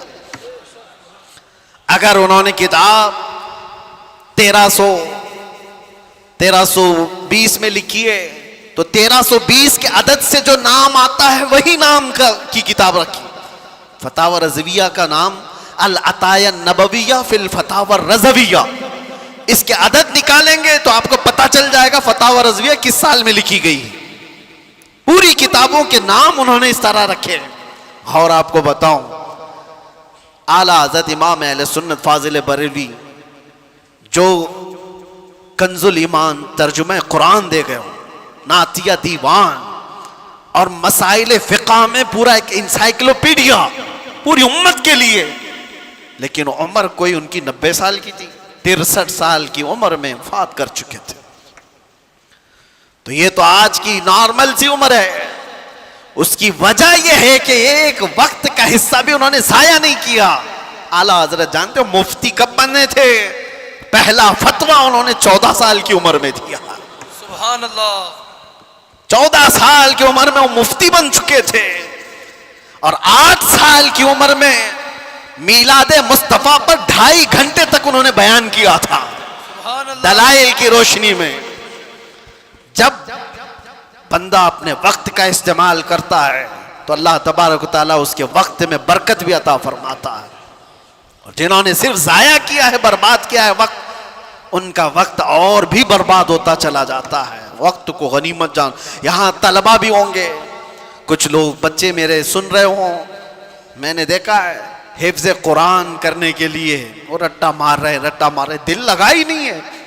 اگر تم نے شوق سے نہیں پڑھا اس قرآن کو، میرے سامنے ایک مثال ہے، 9 سال میں بھی حافظ نہیں بنا، 10 سال میں بھی حافظ نہیں بنا. اور کچھ وہ ہیں، خود میرے سگے بھتیجے 4.5 مہینے میں حافظ قرآن بن چکے تھے. قرآن اللہ تبارک و تعالیٰ جو تمہیں عطا کیا ہے، ان طلبہ سے بھی میں کہہ رہا ہوں وقت ضائع کیے جا رہے ہو. 3 سال 5 سال ہو گئے، تمہیں کیوں احساس نہیں ہوتا کہ بہت جلدی تمہاری عمر بڑھتی جا رہی ہے؟ کتنے ایسے میرے اپنے زمانے میں دیکھا، تعلیم کو چھوڑ دیا، پوچھنے پر یہ بتایا کہ شادی کی عمر ہو گئی، اب کیا پڑھیں گے. کہا پھر اتنے سال ضائع کیوں کیے کہ شادی کی عمر آ گئی تمہاری؟ جلدی جلدی پڑھ لیتے، بہت کچھ حاصل کر لیتے. طلباء سے بھی میں کہتا ہوں وقت گزارتے ہوئے، ٹائم پاس کرتے ہوئے اپنے مدارس میں اسی طرح سے رہو گے تو کچھ نہیں بن پاؤ گے. اپنے وقت کو غنیمت جانو، ٹارگٹ سیٹ کرو. مجھے 2 سال میں یہ کرنا ہے تو مکمل کرنا ہے، مجھے 5 سال میں پورا عالم بننا ہے تو بن کر نکلنا ہے. اپنی زندگی کے اوقات کو جب تک آپ متعین نہیں کرو گے تب تک پھر آپ کا یہ وقت آپ کو کھاتا جائے گا. ایک اور میں آپ کو مشہور بات بتا کر کے جاتا ہوں. میں نے اپنے پڑھنے کے زمانے میں پلنگ کے اوپر ہی لگا لیا تھا کہ فرمایا گیا حاسبوا قبل ان تحاسبوا، حدیث پاک ہے. تم اپنا حساب مکمل کر لو اس سے پہلے کہ تمہارا حساب لیا جائے. تم اپنا حساب کمپلیٹ رکھو کہ تمہارا حساب لیے جانا ہے. یقین ہے کہ نہیں ہے سب کو؟ اقترب للناس حسابهم وهم في غفلة معرضون. اللہ فرماتا ہے لوگوں کے حساب کا وقت قریب ہو چکا لیکن یہ غفلت میں منہ پھیرے ہوئے جی رہے ہیں. وقت قریب آ چکا ہمارا. خیر، یہ ساری باتوں کے بعد آؤ میرے عزیزو، قرآن میں آپ دیکھیں وقت کی اللہ تعالیٰ نے کہاں کہاں قسم یاد فرمائی. وقت اگر یہ نعمت نہیں ہوتا تو اللہ تعالیٰ یوں نہیں فرماتا والضحیٰ واللیل اذا سجا. ضحیٰ کس کو کہتے ہیں؟ چاشت کا وقت ہے. لیل کس کو کہتے ہیں؟ رات کا وقت ہے. والنہار اذا تجلی، اور دن کی قسم جب وہ اپنی روشنی پھیلائے. واللیل اذا یغشی، رات کی قسم جب وہ چھا جائے. اللہ قسم یاد فرما رہا ہے، کوئی ہلکی چیز نہیں ہے یہ. دن کی قسم، رات کی قسم، چاشت کی قسم. والفجر ولیال عشر، فجر کی قسم. اللہ تعالیٰ وقت کی قسم یاد فرما رہا ہے. ایک ایک وقت اتنا عظیم ہے کہ اللہ قسم یاد فرما رہا ہے. تم کیا سمجھے ہو کہ یہ وقت اسے گزارنے کے لیے دیے گئے؟ ان وقتوں میں ان کو غنیمت جانو اور ان میں اپنے اعمال خیر کر کے انویسٹ کرو، ان میں انویسٹ کرو. اور جو بات میں بتانے جا رہا ہوں، وقت اصل ہے کیا چیز اس کو سمجھ لو، ساری گتھیاں سلجھ جائیں. وقت ہے کیا؟ وقت کو آج تک کوئی پکڑ سکا نہیں پکڑ سکے، لیکن پکڑ سکتے ہیں، پکڑ سکتے ہیں. وقت پر اپنا کمان بنا سکتے ہو. وقت کو پکڑنے کا مطلب کیا ہے؟ اس کو گھیر کے نہیں رکھنے کی بات کر رہا ہوں. وقت ایسا کہ اگر تم اس کی باریکی کو سمجھ گئے تو ہر زمانہ تمہارا ہے، ہر وقت تمہارا ہے. تم کبھی بوڑھے ہی نہیں ہوں گے، ہر زمانہ جوان ہے. وہ کیا چیز ہے؟ وقت ہے کیا چیز؟ تم تو 31st نائٹ کے انتظار میں ہو، اپنے برتھ ڈے کے انتظار میں ہو. میرا برتھ ڈے آ رہا ہے، 20 जुलाई, 20 अप्रैल, 20 अगस्त पकड़ने का है, उसको वक्त को पकड़ना है, उसके इंतजार में हो। तुम तो इन दिनों की तारीख को समझ रहे हो कि ये वक्त है, वक्त ये नहीं, वक्त है मोहम्मद रसूलुल्लाह की जात। लाह भी तू कलम भी तू, तेरा वजूद अल किताब, गुंबद आबगीना रंग तेरे मुहीत में हिबाब। हुजूर पाक सल्लल्लाहु तआला अलैहि वसल्लम की जात अगर वो वक्त नहीं होती तो कुरान यूं नहीं कहता वद्दुहा, चाश्त की कसम। मतलब क्या है? मुफस्सिरीन ने फरमाया दुहा चाश्त के वक्त को कहते हैं, नाश्ते का वक्त जो सूरज निकलता है तो कैसी शिवाएं होती हैं उसकी, वो जलाने वाली नहीं होती, वो तपिश वाली नहीं होती, वो ठंडी रोशनी होती है। और सुबह की रोशनी हड्डियों को मजबूत भी करती है। और अल्लाह ताला अपने महबूब के चेहरे को वो वक्त से तशबीह देते हुए फरमा रहा है, महबूब का चेहरा ऐसा है जैसे सुबह की रोशनी हुआ करती है। सुबह की रोशनी से तशबीह दी गई। मैं जो बात कह रहा हूं वक्त को पकड़ने की, जो रसूलुल्लाह की जात को थाम लिया, हर वक्त उसका है, हर जमाना उसका है। मोहम्मद के गुलामों में बुढ़ापा, ये बचपन से सुनते आए हम, बुढ़ापा नहीं आता। आला हजरत हर महफिल में आज भी जवान है। वजह क्या है? वक्त की नफ्स को पकड़े हुए आला हजरत वो बात करते थे मोहम्मद रसूलुल्लाह की, वो बात करते थे रूहे कायनात की। उन्हें पता था कायनात का पूरा वक्त ही रसूलुल्लाह है। यही तो बात है मेरे अजीजों, वक्त किसी से थमा नहीं और थम भी नहीं सकता। लेकिन आपको पता है इसी महीने में एक रात आने वाली है जिसको हम लैलतुल इसरा वल मिअराज कहते हैं। शबे मेराज आने वाली, हम रजब के महीने में हैं। इस महीने की एक रात 26वीं रजब और 27वीं शब क्या हुआ था? मुस्तफ़ा करीम सल्लल्लाहु तआला अलैहि वसल्लम की मेराज का वो वाक़या हर साल सुनते हो। हुआ क्या था? हदीसों की रोशनी में जिब्राइल अमीन आए, मुस्तफ़ा करीम सल्लल्लाहु तआला अलैहि वसल्लम को मक्का मुकर्रमा से हरम काबा तक ले गए, हरम से उसके बाद मस्जिद अक्सा ले गए। यहाँ तक का तो वाक़या कुरान बयान कर रहा है, सुब्हानल्लज़ी अस्रा बिअब्दिही लैलन मिनल मस्जिदिल हराम इलल मस्जिदिल अक्सा। पाक है वो ज़ात जिसने अपने बंदे खास को मस्जिद हरम से मस्जिद अक्सा तक ले गया। और उसके बाद हुआ क्या?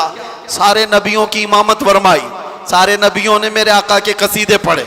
फिर उसके बाद सफर हुआ, पहले आसमान, दूसरे आसमान, तीसरे, चौथे, पांचवें, छठे, सातवें आसमान। हर आसमान पर एक एक नबी से मुलाकात। वाकया पता है?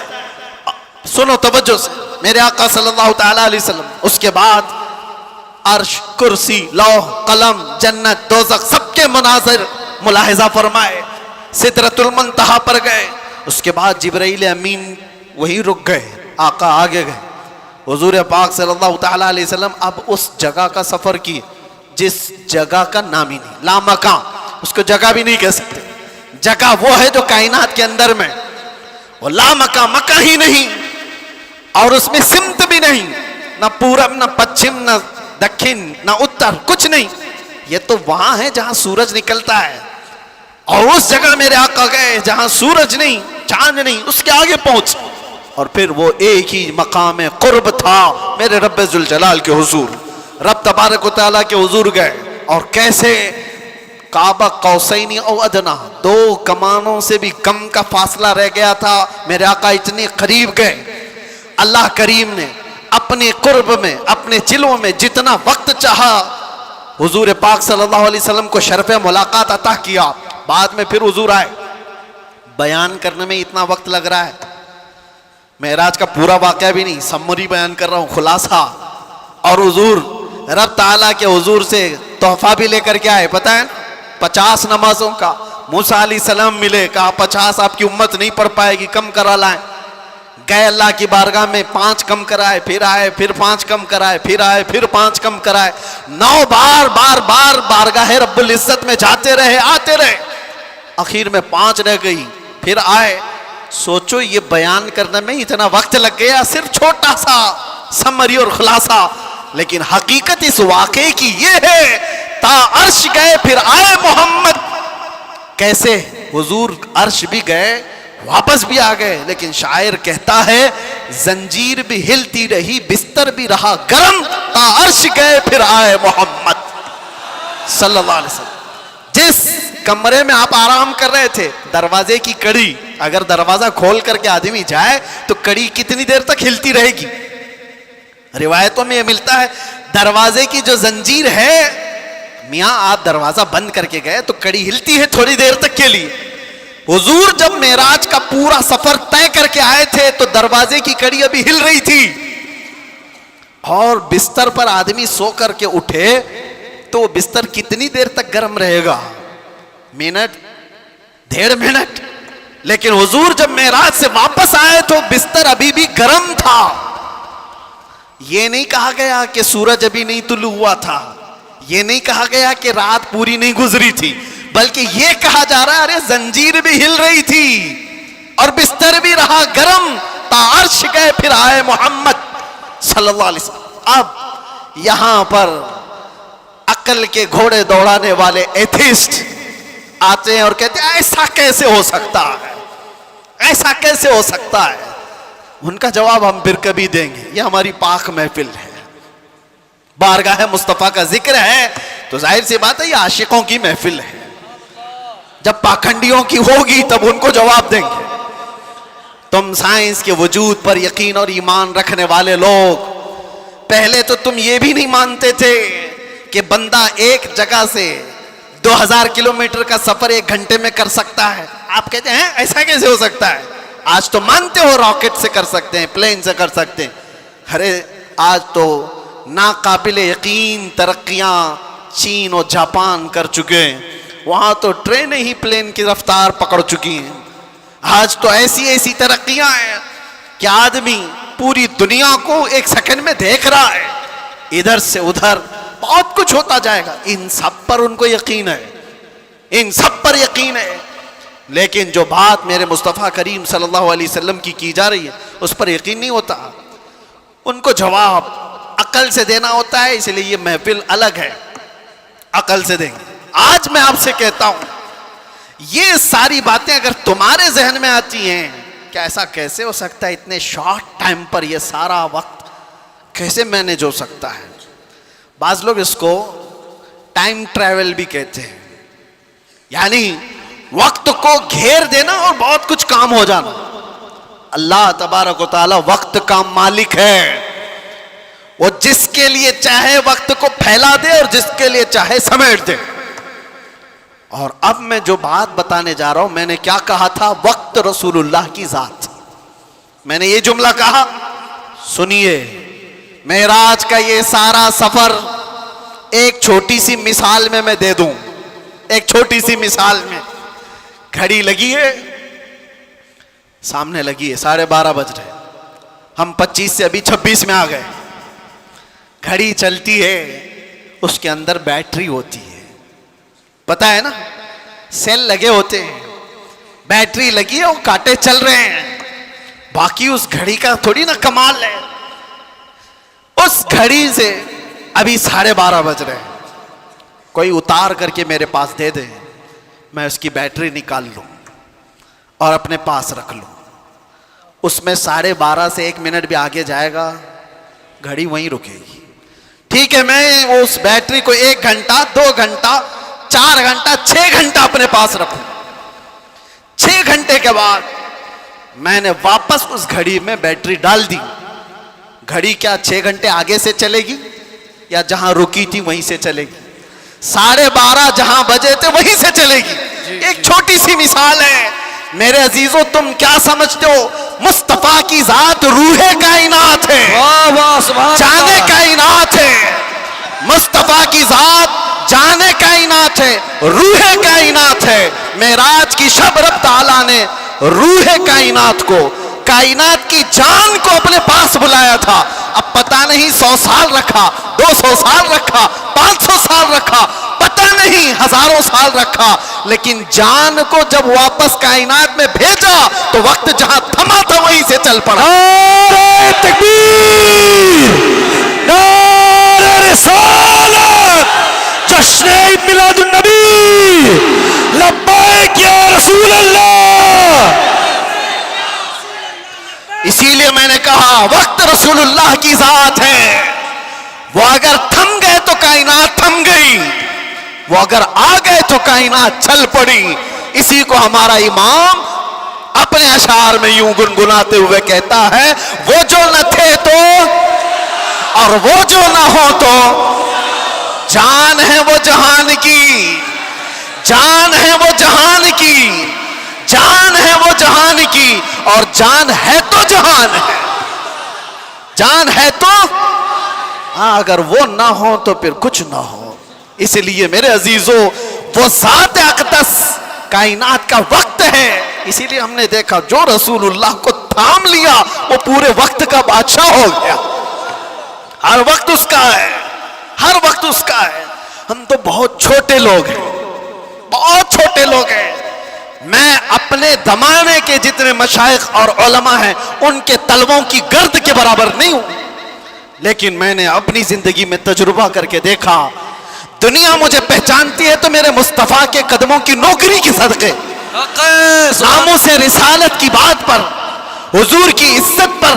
اگر مجھ جیسا ناہنجار آدمی اس ذات کی عزت پر بات کرے تو گویا کہ اس نے وقت کو پکڑ لیا ہے، سبحان اللہ، وقت کو پکڑ لیا ہے، اور وقت کو ایسا پکڑا کہ صبح بھی بھیڑ ہے، دوپہر میں بھی بھیڑ، رات کو بھی بھیڑ۔ حق ہے، اور یہ میں اپنی تعریف میں نہیں کہہ رہا، اسی لیے میں ایک جملہ اکثر کہا کرتا ہوں، ان کی بات کرو ہر دل پہ راج کرو۔ حق ہے، وقت وہ ہے میرے عزیزوں، 24 جائے، 25 جائے، 26 جائے، زندگی بھی چلی جائے، لیکن اللہ تمہارا نام مردہ ہونے نہیں دیتا۔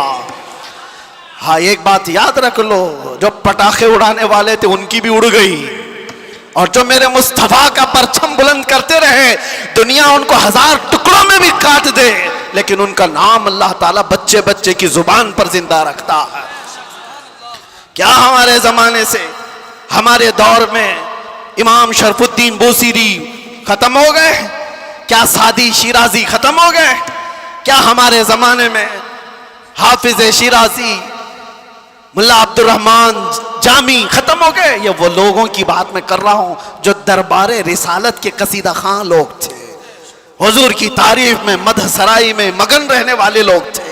اسی لیے میرے عزیزوں، میں ایک بات کہتا ہوں، میرے آنے سے پہلے مجھے اصلاح کے لیے بھی کرنا تھا، ظاہر سی بات ہے ہمارا پورا جلسہ ریکارڈ ہوگا، کل کو اس کو اپلوڈ کریں گے کہ کلپ کاٹیں گے، لوگ اس پر اعتراضات کی بوچھار اور اس پر اپنا تماشا الگ، جو کچھ بھی ہوتا ہے، لیکن وضاحت کے ساتھ کہتا ہوں، ناظم صاحب آپ نے مجھے بلانے سے پہلے بہت سارا وقت برباد کیا اس وجہ سے کہ ہم نہیں ہیں اس محفل کی تعریف کرنے کے لائق۔ اتنا وقت اگر میرے مصطفیٰ کی تعریف کرتے تو رحمت کے فرشتے اتر رہے ہوتے ہیں۔ سبحان اللہ، بارگاہ مصطفیٰ میں لبیک لبیک لبیک یا رسول اللہ، لبیک لبیک لبیک یا رسول اللہ، لبیک لبیک لبیک یا رسول اللہ، لبیک لبیک لبیک یا رسول اللہ، لبیک یا رسول اللہ۔ بارگاہ رب العزت میں دعا یہی ہے کہ رب تبارک و تعالی ایرے غیرے نتو کھیرے کے لیے زبان کھلنے سے بچائے۔ اعلیٰ حضرت کے پاس نان پارا کے رہنے والے صاحب آئے تھے اور یہ کہتے ہوئے کہ ہمارے نان پارا کے جو نواب صاحب ہیں ان کی شان میں جب کوئی شاعر شعر پڑھتا ہے تو خوب نذرانے دیتے ہیں۔ شاعر لوگوں کا حال یہی ہے، اور قرآن نے ان کو کہا ہے وَالشُّعَرَاءُ يَتَّبِعُهُمُ الْغَاوُونَ، اکثر شاعر تو گمراہی کی وادی میں گر جاتے ہیں، اکثر شاعر، لیکن بارگاہ مصطفیٰ کے شاعروں کی بات نہیں ہے یہ، دنیا کی مدح سرائی۔ میں اس لیے کہہ رہا ہوں میاں آپ برا نہ سمجھے، بہت سارے ناظم کا مطلب سمجھتے ہو، اناؤنسر جو ہم کو بلانے کے لیے بھی ہوتے ہیں، اس کی ضرورت بھی نہیں محسوس ہوتی، کون نہیں پہچانتا ہم کو، سیدھے آپ میرا نام لے کر پکارتے، ویسے بھی یہ لوگ نعرے لگاتے، نہ ہم کو آسمان پر چڑھانے کی ضرورت اور اس کے بعد پھر گرانے کی ضرورت۔ دنیا پہچانتی ہے تو وقت مختصر نام لیں، ہم تو اپنے القابات کے بھی قائل نہیں ہیں۔ میں کہہ رہا ہوں اعلیٰ حضرت کے پاس صاحب آئے اور انہوں نے کہا کہ آپ بہت اچھے شاعر ہیں مولانا احمد رضا خان، ایک منقبت یا ایک نظم ہمارے نواب صاحب کے لیے بھی لکھ دیجئے، میں جا کر کے سناؤں گا تو بڑے نذرانے ملیں گے۔ اعلیٰ حضرت قلم کے بادشاہ، ارے میاں اللہ نے وہ دولت عطا کی تھی، وہ دولت عطا کی تھی۔ محسن کاکوروی صاحب ایک بڑے شاعر تھے، اعلیٰ حضرت کے پاس وہ ایک قصیدہ لکھ کر کے لائے تھے۔ کس چیز کا قصیدہ؟ معراج کا قصیدہ، حضور کے معراج کا قصیدہ، اس میں کاشی، گنگا جل سب کا ذکر تھا۔ انہوں نے استعارہ کے طور پر اشعار لکھے تھے، کاشی سے چلا جانب متھرا، اس طرح کے اشعار۔ اعلیٰ حضرت نے 2 شعر سنے، اس کے بعد کہا محسن صاحب رکیے، عصر کا وقت ہو گیا، نماز کے لیے جائیں۔ عصر کی سنتیں پڑھی، اب سنت اور فرض کے بیچ میں کتنا وقت رہتا ہے؟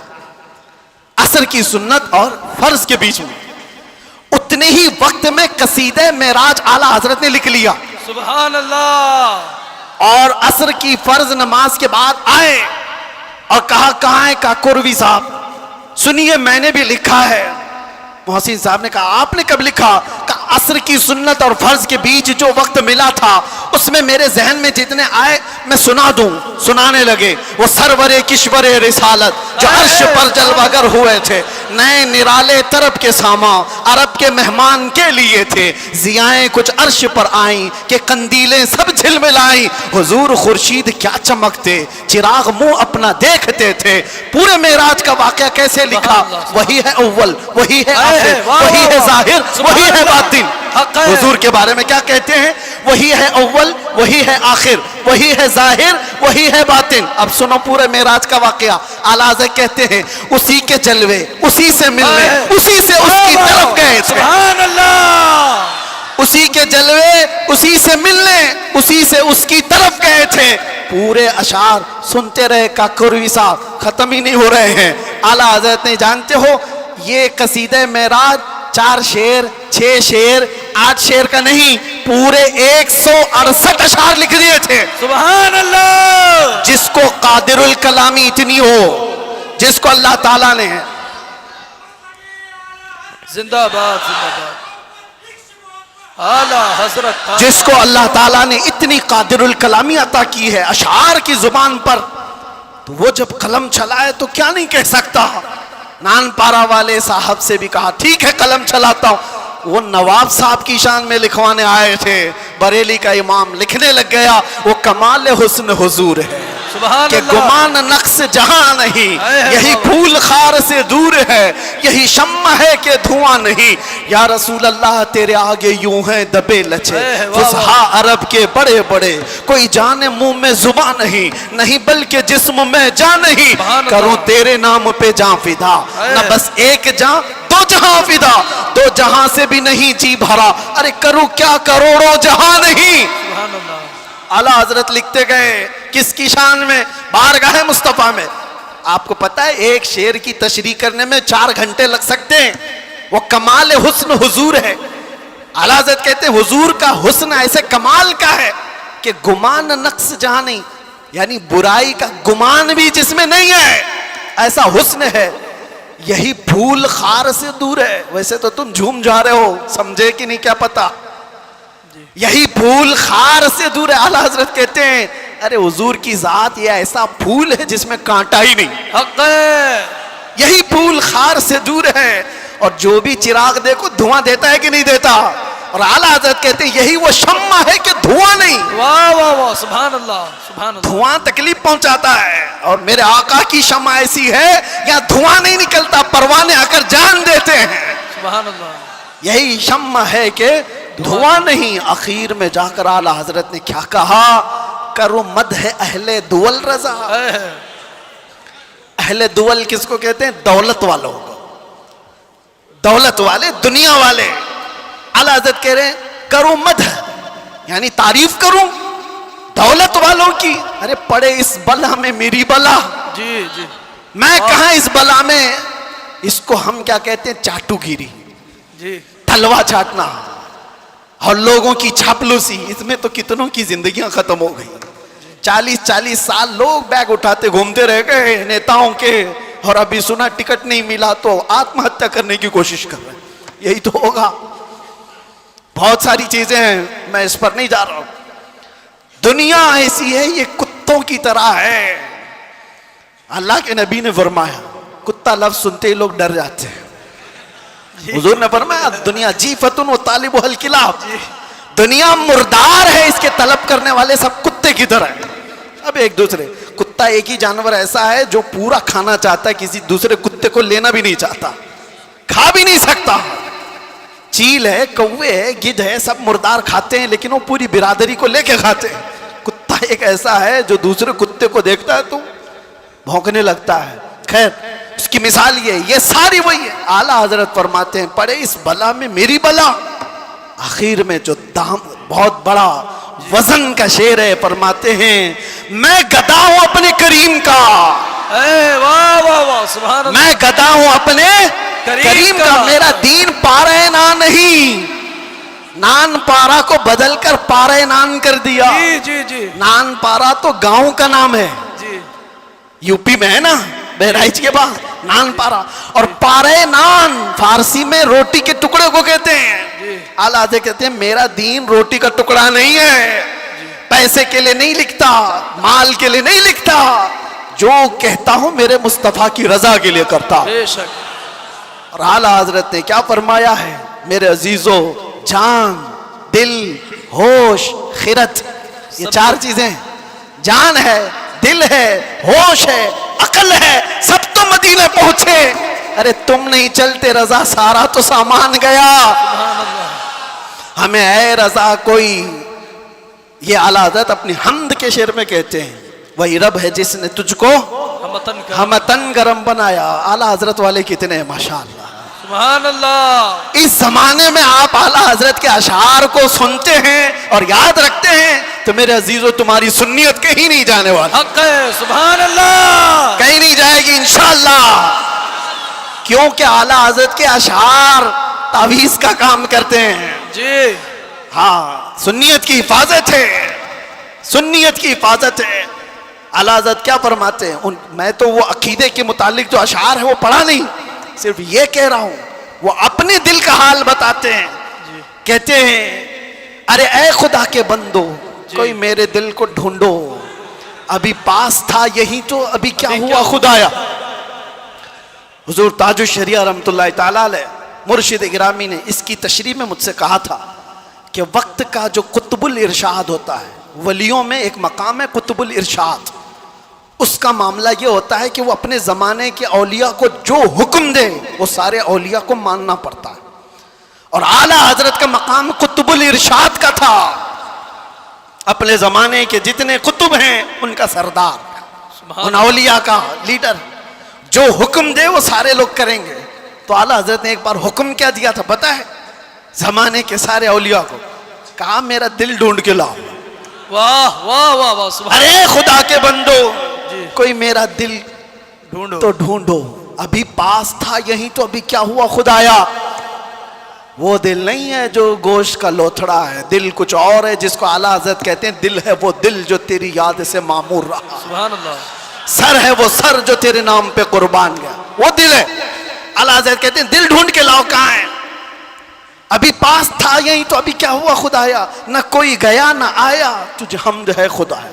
سارے اولیاء ڈھونڈنے پہ لگ گئے, سارے اقطاب جمع ہو گئے, امام وقت کا دل ڈھونڈو, ڈھونڈ لیا انہوں نے اور واپس آئے بارگاہ اعلیٰ حضرت میں. کہا اس کو بھی اعلیٰ حضرت نے شعر میں کہا, انہوں نے کیا کہا جواب میں, ہمیں اے رضا تیرے دل کا پتہ چلا بمشکل. سبحان اللہ. ہمیں اے رضا تیرے دل کا پتہ چلا بمشکل, ارے در روزہ کے مقابل وہ ہمیں نظر تو آیا. سبحان اللہ. ادھر ادھر نہیں. نعرہ تکبیر, نعرہ رسالت, علماء اہل سنت, عشق محبت, عشق محبت, پیار محبت, پیار محبت, نعرہ تکبیر, نعرہ رسالت. سبحان اللہ. ہمیں اے رضا تیرے دل کا پتہ چلا بمشکل, در روزہ کے مقابل وہ ہمیں نظر تو آیا. پھر وہ اولیاء یہ بھی کہتے ہیں یہ نہ پوچھ کیسے پایا واہ تجھے واہ۔ حمد ہے خدایا، دل جس کا وہاں لگ گیا اور جس نے تھام لیا ہے دربار رسالت کی اس چوکٹ کو، تو پھر دیکھو وقت کا کیسا بادشاہ ہے۔ زمانہ بیتتا چلا گیا، وقت گزرتا چلا گیا، اعلیٰ حضرت کو دنیا سے گئے 100 سال کا عرصہ ہو گیا۔ جانتے ہیں آپ 1921 میں آپ کی وفات ہوئی، اب 2025 آ گئے، 4 سال ہو گئے۔ لگتا نہیں ہے، ہم نے نہیں دیکھا، ہمارے باپ نے نہیں دیکھا، ہو سکتا ہے تیسری پیڑھی میں جا کر لوگوں نے دیکھا ہو، لیکن مجموع میں ایسا زندہ ہے جیسے آج کا جوان بھی زندہ نہیں۔ بے شک، کیوں؟ وقت کو تھامی ہوئی ذات ہے۔ وقت وہ ہے جو رسول اللہ کے ساتھ، ان کے دامن کے ساتھ وابستہ ہو گیا۔ اسی لیے میرے عزیزوں، میں نے شروع میں ایک بڑا جملہ کہا تھا، وقت پر کمانڈ حاصل کر سکتے ہو، کنٹرول کر سکتے ہو، کیسے؟ صرف ایک ہی ذریعے سے، انہیں جانا، انہیں مانا، نہ رکھا غیر سے کام، للہ الحمد میں دنیا سے مسلمان گیا۔ یاد رکھو، حضور کو جو جانا اور جو مانا وہ دنیا کے وقت پر کمانڈ حاصل کر چکا ہے، وہ وقت کی نبض کو پکڑ چکا ہے۔ ارے وقت ہی نہیں، چیزوں پر بھی وہ کمانڈ حاصل کر چکا ہے۔ جانتے ہو دریائے نیل سوکھ جاتا تھا ہر سال، مصر کا ایک دریا ہے، لیکن جب اسلام وہاں آیا، عمرو بن عاص ایک صحابی ہیں، مصر فتح ہو گیا، تو وہاں مصر کے جو جاہل لوگ تھے کیا کرتے تھے، 16 سال کی جوان خوبصورت لڑکی کو جلوس میں گھماتے تھے اور لا کر کے اس کو ذبح کر دیتے تھے، دریائے نیل میں اس کی بلی چڑھائی جاتی تھی، اور پھر ان کا عقیدہ یہ تھا کہ دریا کا پانی اوپر آ جاتا تھا، اور ہوتا بھی تھا، جب ایک لڑکی کی بلی چڑھائی جاتی تو پانی اوپر آ جاتا تھا، ہر سال کا رواج تھا۔ لیکن جب اسلام آیا، دریا سوکھنے لگا، تو لوگوں نے آ کر کے عمرو بن عاص رضی اللہ عنہ سے کہا، ہمارا تو معمول ہے کہ ہم ایک 16 سال کی جوان لڑکی کو جلوس میں لا کر ذبح کرتے ہیں، تب یہ دریا نیل کا پانی موجیں مارے گا۔ انہوں نے کہا ہرگز میں تو اس کی اجازت نہیں دے سکتا۔ کہا تو پھر سارے پیاسے مر جائیں گے، پانی کی شدید قلت ہو جائے گی۔ عمرو بن عاص نے، جانتے ہو، خط لکھا کس کو؟ امیر المومنین عمر ابن خطاب رضی اللہ عنہ۔ نام سنتے ہی رونگٹے کھڑے ہو جاتے ہیں، جی سچ بتاتا ہوں۔ خط آیا تو آپ نے پڑھ کر کے حالات کا مشاہدہ کیا، پھر کیا کیا جانتے ہو؟ عمر ابن خطاب رضی اللہ تعالیٰ عنہ نے جو حل بتایا وہ بہت الگ ہے۔ 2 خط لکھے، ایک حضرت عمرو بن عاص کو کہ تم نے جو لوگوں سے کہا وہ بالکل صحیح کہا، اسلام اس کی اجازت نہیں دیتا، کسی کی بلی چڑھانا، کسی کی جان لینا، کسی کا خون بہانا، تم نے جو کیا وہ صحیح ہے۔ اور حضرت عمر نے کہا ایک اور خط میں لکھ رہا ہوں دریائے نیل کے نام پہ۔ واہ واہ، آج تک آپ نے سنا کوئی دریا کو بھی خط لکھا ہو؟ سنا ہے؟ ہاں، اگر سنا ہو تو صرف محمد عربی کے غلاموں نے کیا ہے۔ بے شک، سبحان اللہ سبحان اللہ۔ آج کے بیٹھے ہوئے 1400 سال بعد کے کتے محمد عربی صلی اللہ تعالیٰ علیہ وسلم کی شریعت کو نوچ کھانے کی کوشش کرتے ہیں، انہیں پتہ بھی نہیں، یہ اسلام کو ایسے انداز میں بیان کر کے لوگوں میں شک و شبہ پیدا کرنے کی کوشش کرتے ہیں۔ یہ اس طرح کے کتنے آئے، کتنے چلے گئے، کتنے آئے لوگ آج بیٹھ کر کے اسلام کو ختم کریں گے، مسلمانوں کا قتل کریں گے، کیا کیا۔ آج بھی میں دیکھ رہا تھا پاکھنڈی تلواریں بانٹ رہا ہے، کوئی چاقو چوریاں بانٹ رہا ہے، تم ان کو تلواریں دکھا رہے ہو جو 1400 سال سے کربلا سنتے آ رہے ہیں۔ سبحان اللہ، یہ چیزیں پرانی ہو گئی، پرانی ہو گئی۔ یہ سب چیزوں سے ڈر اور خوف کا ماحول نہیں لا سکتے۔ اسلام تھا، اسلام ہے، اسلام رہے گا۔ میں کہتا ہوں انہوں نے پڑھا نہیں اسلام کو، پڑھا نہیں۔ میرے آقا کے غلاموں نے دنیا کی ریت رواج کو، طوفانوں کی، آندھیوں کے رخ کو کیسے موڑ دیا تھا۔ حضرت عمر ابن خطاب نے دوسرا خط لکھا دریائے نیل کے نام پہ، دریائے نیل کے نام پہ۔ ارے دریا ہے، کیا لکھ رہے ہیں؟ بسم اللہ الرحمن الرحیم۔ اے دریائے نیل، عمر ابن خطاب رسول اللہ کا غلام تجھ سے کہتا ہے اگر تو اپنی مرضی سے بہتا ہے تو تیرے پانی کی ہمیں حاجت نہیں، اگر اللہ کی مرضی سے بہتا ہے تو عمر تجھے حکم دیتا ہے کہ ابھی بہہ جا۔ واہ سبحان اللہ۔ خط میں لکھا اور اس کے بعد دونوں خط گئے. ایک عمرو بن عاص کا تھا, ایک دریائے نیل کا تھا. حضرت عمرو بن عاص نے اپنا خط پڑھا, پھر دریائے نیل کے نام جو خط تھا وہ لا کر کے دریائے نیل میں ڈال دیا. قسم خدا کی, تاریخ کی سچائیاں بتاتی ہیں اس وقت شباب پر دریائے نیل 16 گز اوپر آ چکا تھا. سبحان اللہ. اور وہ زمانہ ہے کہ آج کا زمانہ دریائے نیل کبھی سوکھا ہی نہیں, سبحان اللہ. کبھی سوکھا ہی نہیں. یہ ہے میرے آقا صلی اللہ تعالی علیہ وسلم کے غلاموں کی زندگی. میرے عزیز ہو, درود پاک پڑھ لیں. اللہم صلی علی سیدنا محمد وآلہ واصحابہ وبارک وسلم. صلاۃ و سلام علیک یا رسول اللہ صلی اللہ تعالی علیہ وسلم. ایک مثال دے دیتا ہوں, گفتگو ختم کرتا ہوں. ابھی میں نے بتایا نا, میری تقریر میں ہی بتایا, تیمم کا مسئلہ بتایا نا, پانی آ گیا تو تیمم ختم. ہم تیمم میں پانی آ چکا ہے. میرے عزیزو, ایک چیز جو میں دیکھ رہا ہوں کافی دیر سے, مسجد کی جتنی وسعت ہے آپ بیٹھے ہوئے ہیں, جو کھڑے ہیں شاید ان کو اندازہ نہیں, 1.5 گھنٹے سے وہ کھڑے ہیں. 1.5 گھنٹے سے, ادھر والے بھی ادھر والے بھی, تقریباً میں بولتا جا رہا ہوں, میں بھی کھڑا ہوں. اور جو کھڑے ہیں ان میں سے ایک ایک سے بھی میں پوچھتا ہوں کہ تمہیں وقت کے گزرنے کا اندازہ ہوا؟ 1.5 گھنٹہ گزر گیا, اس لیے کہ یہاں بات رسول اللہ کی چل رہی ہے, بات عزت مصطفیٰ کی ہے. وقت کی جب بات کی جا رہی ہے تو وقت کا اندازہ نہیں ہوتا. میں کس کی بات کر رہا ہوں؟ وقت کی بات. وقت کون ہے؟ رسول اللہ کی ذات. اور اسی کو قرآن کہتا ہے والضحیٰ, کبھی واللیل اور کبھی والعصر. جہاں وقت کی قسم یاد کی گئی ہے, مفسرین فرماتے ہیں اس سے مراد ذات رسول ہے, رسول اللہ کی ذات ہے. اور میرے آقا صلی اللہ تعالی علیہ وسلم کی ذات کو جس نے تھام لیا اس نے وقت کو پکڑ لیا ہے, وقت کو پکڑ لیا ہے. ہر وقت تمہارا ہے. اور ایک بات یہ بھی, جو حضور کی غلامی میں آیا اس نے وقت کو ایسا پکڑا ہے کہ بڑھاپا کبھی نہیں آتا اس کا. وہ ہر زمانے کا جوان ہے, ہر زمانے کا جوان ہے. اسی لیے جن اولیاء کاملین کو ہم سنتے ہیں, ہماری تصور میں ایسا آتا ہے, امام حسین کا جب ذکر کرتے ہو, امام حسین کا جب ذکر کرتے ہیں, سچ بتانا میرا اپنا بھی مشاہدہ, کربلا کی داستانیں سنتے ہیں تو ایسا لگتا ہے ایک وہ حسین جوان جو کربلا کے میدان میں ڈٹ کر مقابلہ کر رہا ہے. پورا تصور تو یہی رہتا ہے کربلا کا واقعہ سننے کے وقت, لیکن پڑھنے کے بعد پتہ چلتا ہے کہ ان کی عمر تو 56 سال کی تھی.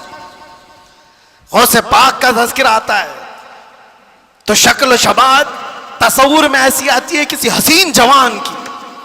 غریب نواز کا تذکرہ آتا ہے تو کسی حسین جوان کی.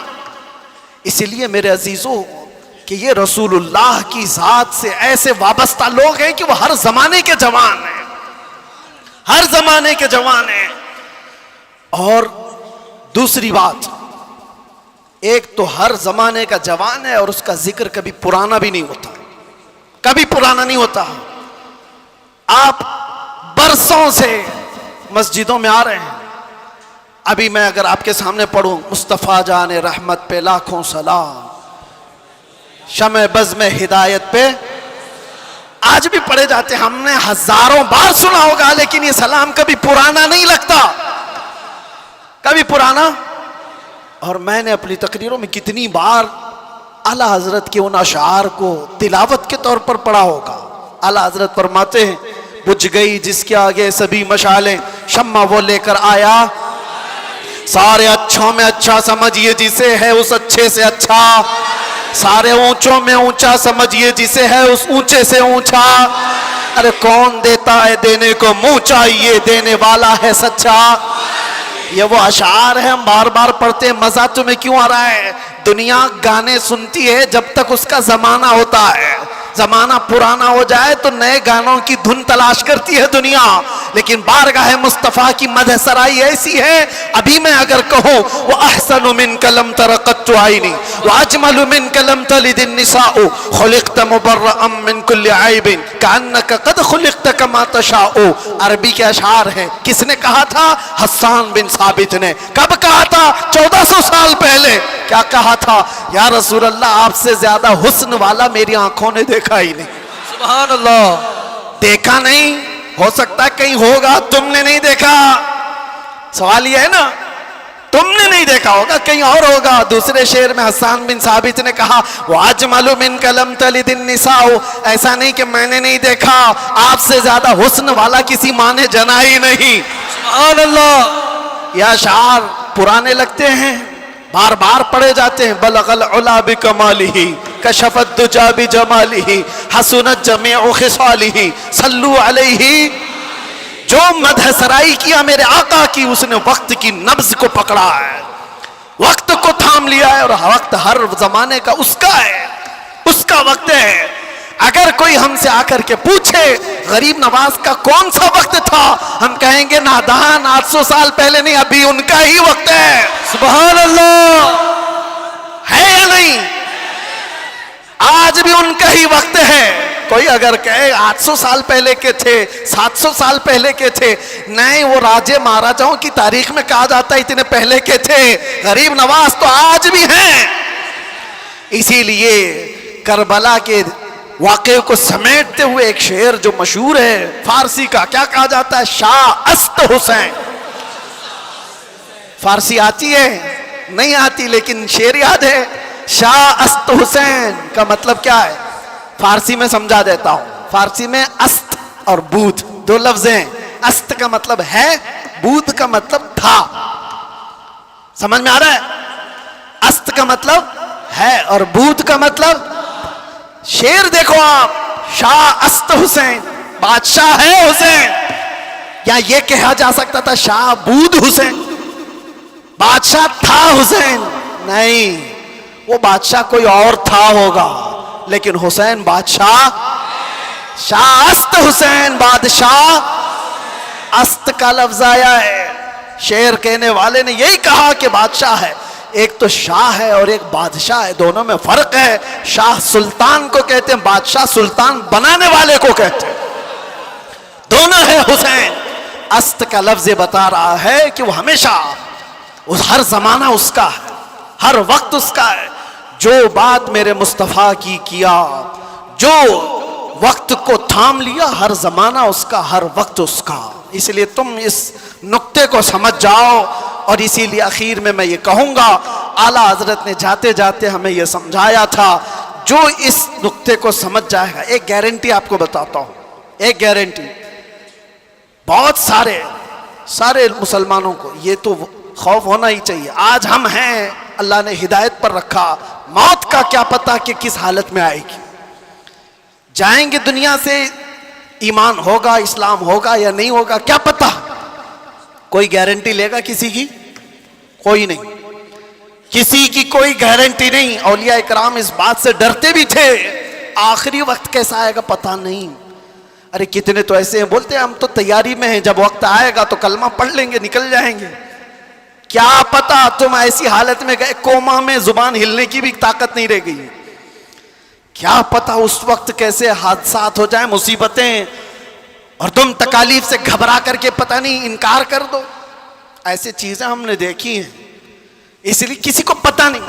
لیکن ایک بات ہے، اعلیٰ حضرت فرماتے ہیں، ایک گارنٹی ہے، دنیا سے تم جب جاؤ گے تو اسلام کے ساتھ جاؤ گے۔ وہ چیز میں دے کر کے جاتا ہوں، وہ ہے وقت کو تھام لینا۔ اعلیٰ حضرت فرماتے ہیں ایک چیز ہے، اگر وہ کرتے رہو گے تو دنیا سے ایمان کے ساتھ ہی جاؤ گے۔ وہ کیا ہے؟ انہیں جانا، انہیں مانا، انہیں جانا، انہیں مانا، نہ رکھا غیر سے کام، ہوگا کیا؟ للہ الحمد میں دنیا سے مسلمان گیا۔ کیا ہوگا؟ اللہ کا شکر ہے کہ میں دنیا سے مسلمان جاؤں گا۔ اگر انہیں جانا، انہیں مانا، اس بات پر تم عمل کر لو، باقی کسی نصیحت کی ضرورت ہی نہیں۔ تم اپنی زندگی کو ایسی گزارو میرے عزیزو، کل کی صبح آنے سے پہلے یہ خیال کرو کہ میری صبح ایسی ہو کہ جسے دیکھ کر میرے آقا مسکرائے، میرے آقا کو خوشی ہو۔ ہر ہفتہ میرے اعمال کی خبر فرشتے میرے آقا کی بارگاہ میں پہنچاتے ہیں، میں اس ہفتے ایسے عمل کروں کہ فرشتے جب میرے اعمال کی خبر بارگاہ مصطفیٰ میں پیش کر رہے ہوں تو آقا دیکھ کر کے مسکرائیں کہ میرا غلام خوشیوں کے اعمال کر رہا ہے۔ ایسا نہ ہو کہ ان راتوں کو تم نے عیاشیوں میں مبتلا کر رکھا اور تم گناہوں کے اڈوں پر دن و رات بسر کرتے رہے ہو، فرشتے جب جا کر بارگاہ مصطفیٰ میں سنا رہے ہو تو یہ خبریں دے رہے ہو کہ فلاں کا بیٹا یا رسول اللہ رات پوری گناہوں کے اڈوں پر گزارا، رات کی تنہائیوں میں وہ لوگوں سے چھپ کر عیاشیاں کر رہا تھا۔ جب ہماری ان خبروں کو بارگاہ مصطفیٰ میں پہنچایا جا رہا ہوگا تو حضور پر کیا گزرے گی؟ وہ رسول ہے جو اپنی امت کے تلووں میں کانٹا چبھنا بھی گوارا نہیں کرتے۔ جب ہمارے سخت ترین برے اعمال پیش ہوں گے تو میرے آقا پر کیا گزرے گی؟ اس لیے جو اپنے نبی سے محبت کرتا ہے وہ اپنے وقت کو برباد ہونے نہیں دے گا، اپنی زندگی کو اپنے ہاتھوں تباہ و برباد نہیں کرے گا۔ اسی لیے اٹھو، قوت عشق سے ہر پست کو بالا کر دو، دہر میں نام محمد سے اجالا کر دو۔ لبیک یا رسول اللہ، لبیک یا رسول اللہ، لبیک یا رسول اللہ۔ انشاءاللہ 25 بھی ہمارا تھا، 26 بھی ہمارا ہوگا انشاءاللہ۔ اللہ کی بارگاہ میں دعا ہے کہ مولا کریم اس آنے والے سال کو مصطفیٰ کی غلامی میں عطا فرمائے اور پوری دنیا سے اللہ تعالیٰ ظلم و ستم کرنے والے ظالموں کو کیفر کردار تک پہنچائے، اسلام کے برے چاہنے والے میرے آقا کے گستاخوں کو ہلاک و برباد فرمائے۔ ہر سنی عاشق رسول کو رب تبارک و تعالیٰ امن و امان اور عزت کی زندگی عطا فرمائے، اور 2026 ہم سب کے لیے خیر و برکت اور سعادتوں والا بن کر کے آئے۔ اگر ہماری زندگی کا یہ آخری سال ہے تو مولا ایمان کی موت عطا فرمائے۔ وآخر دعوانا ان الحمدللہ رب العالمین۔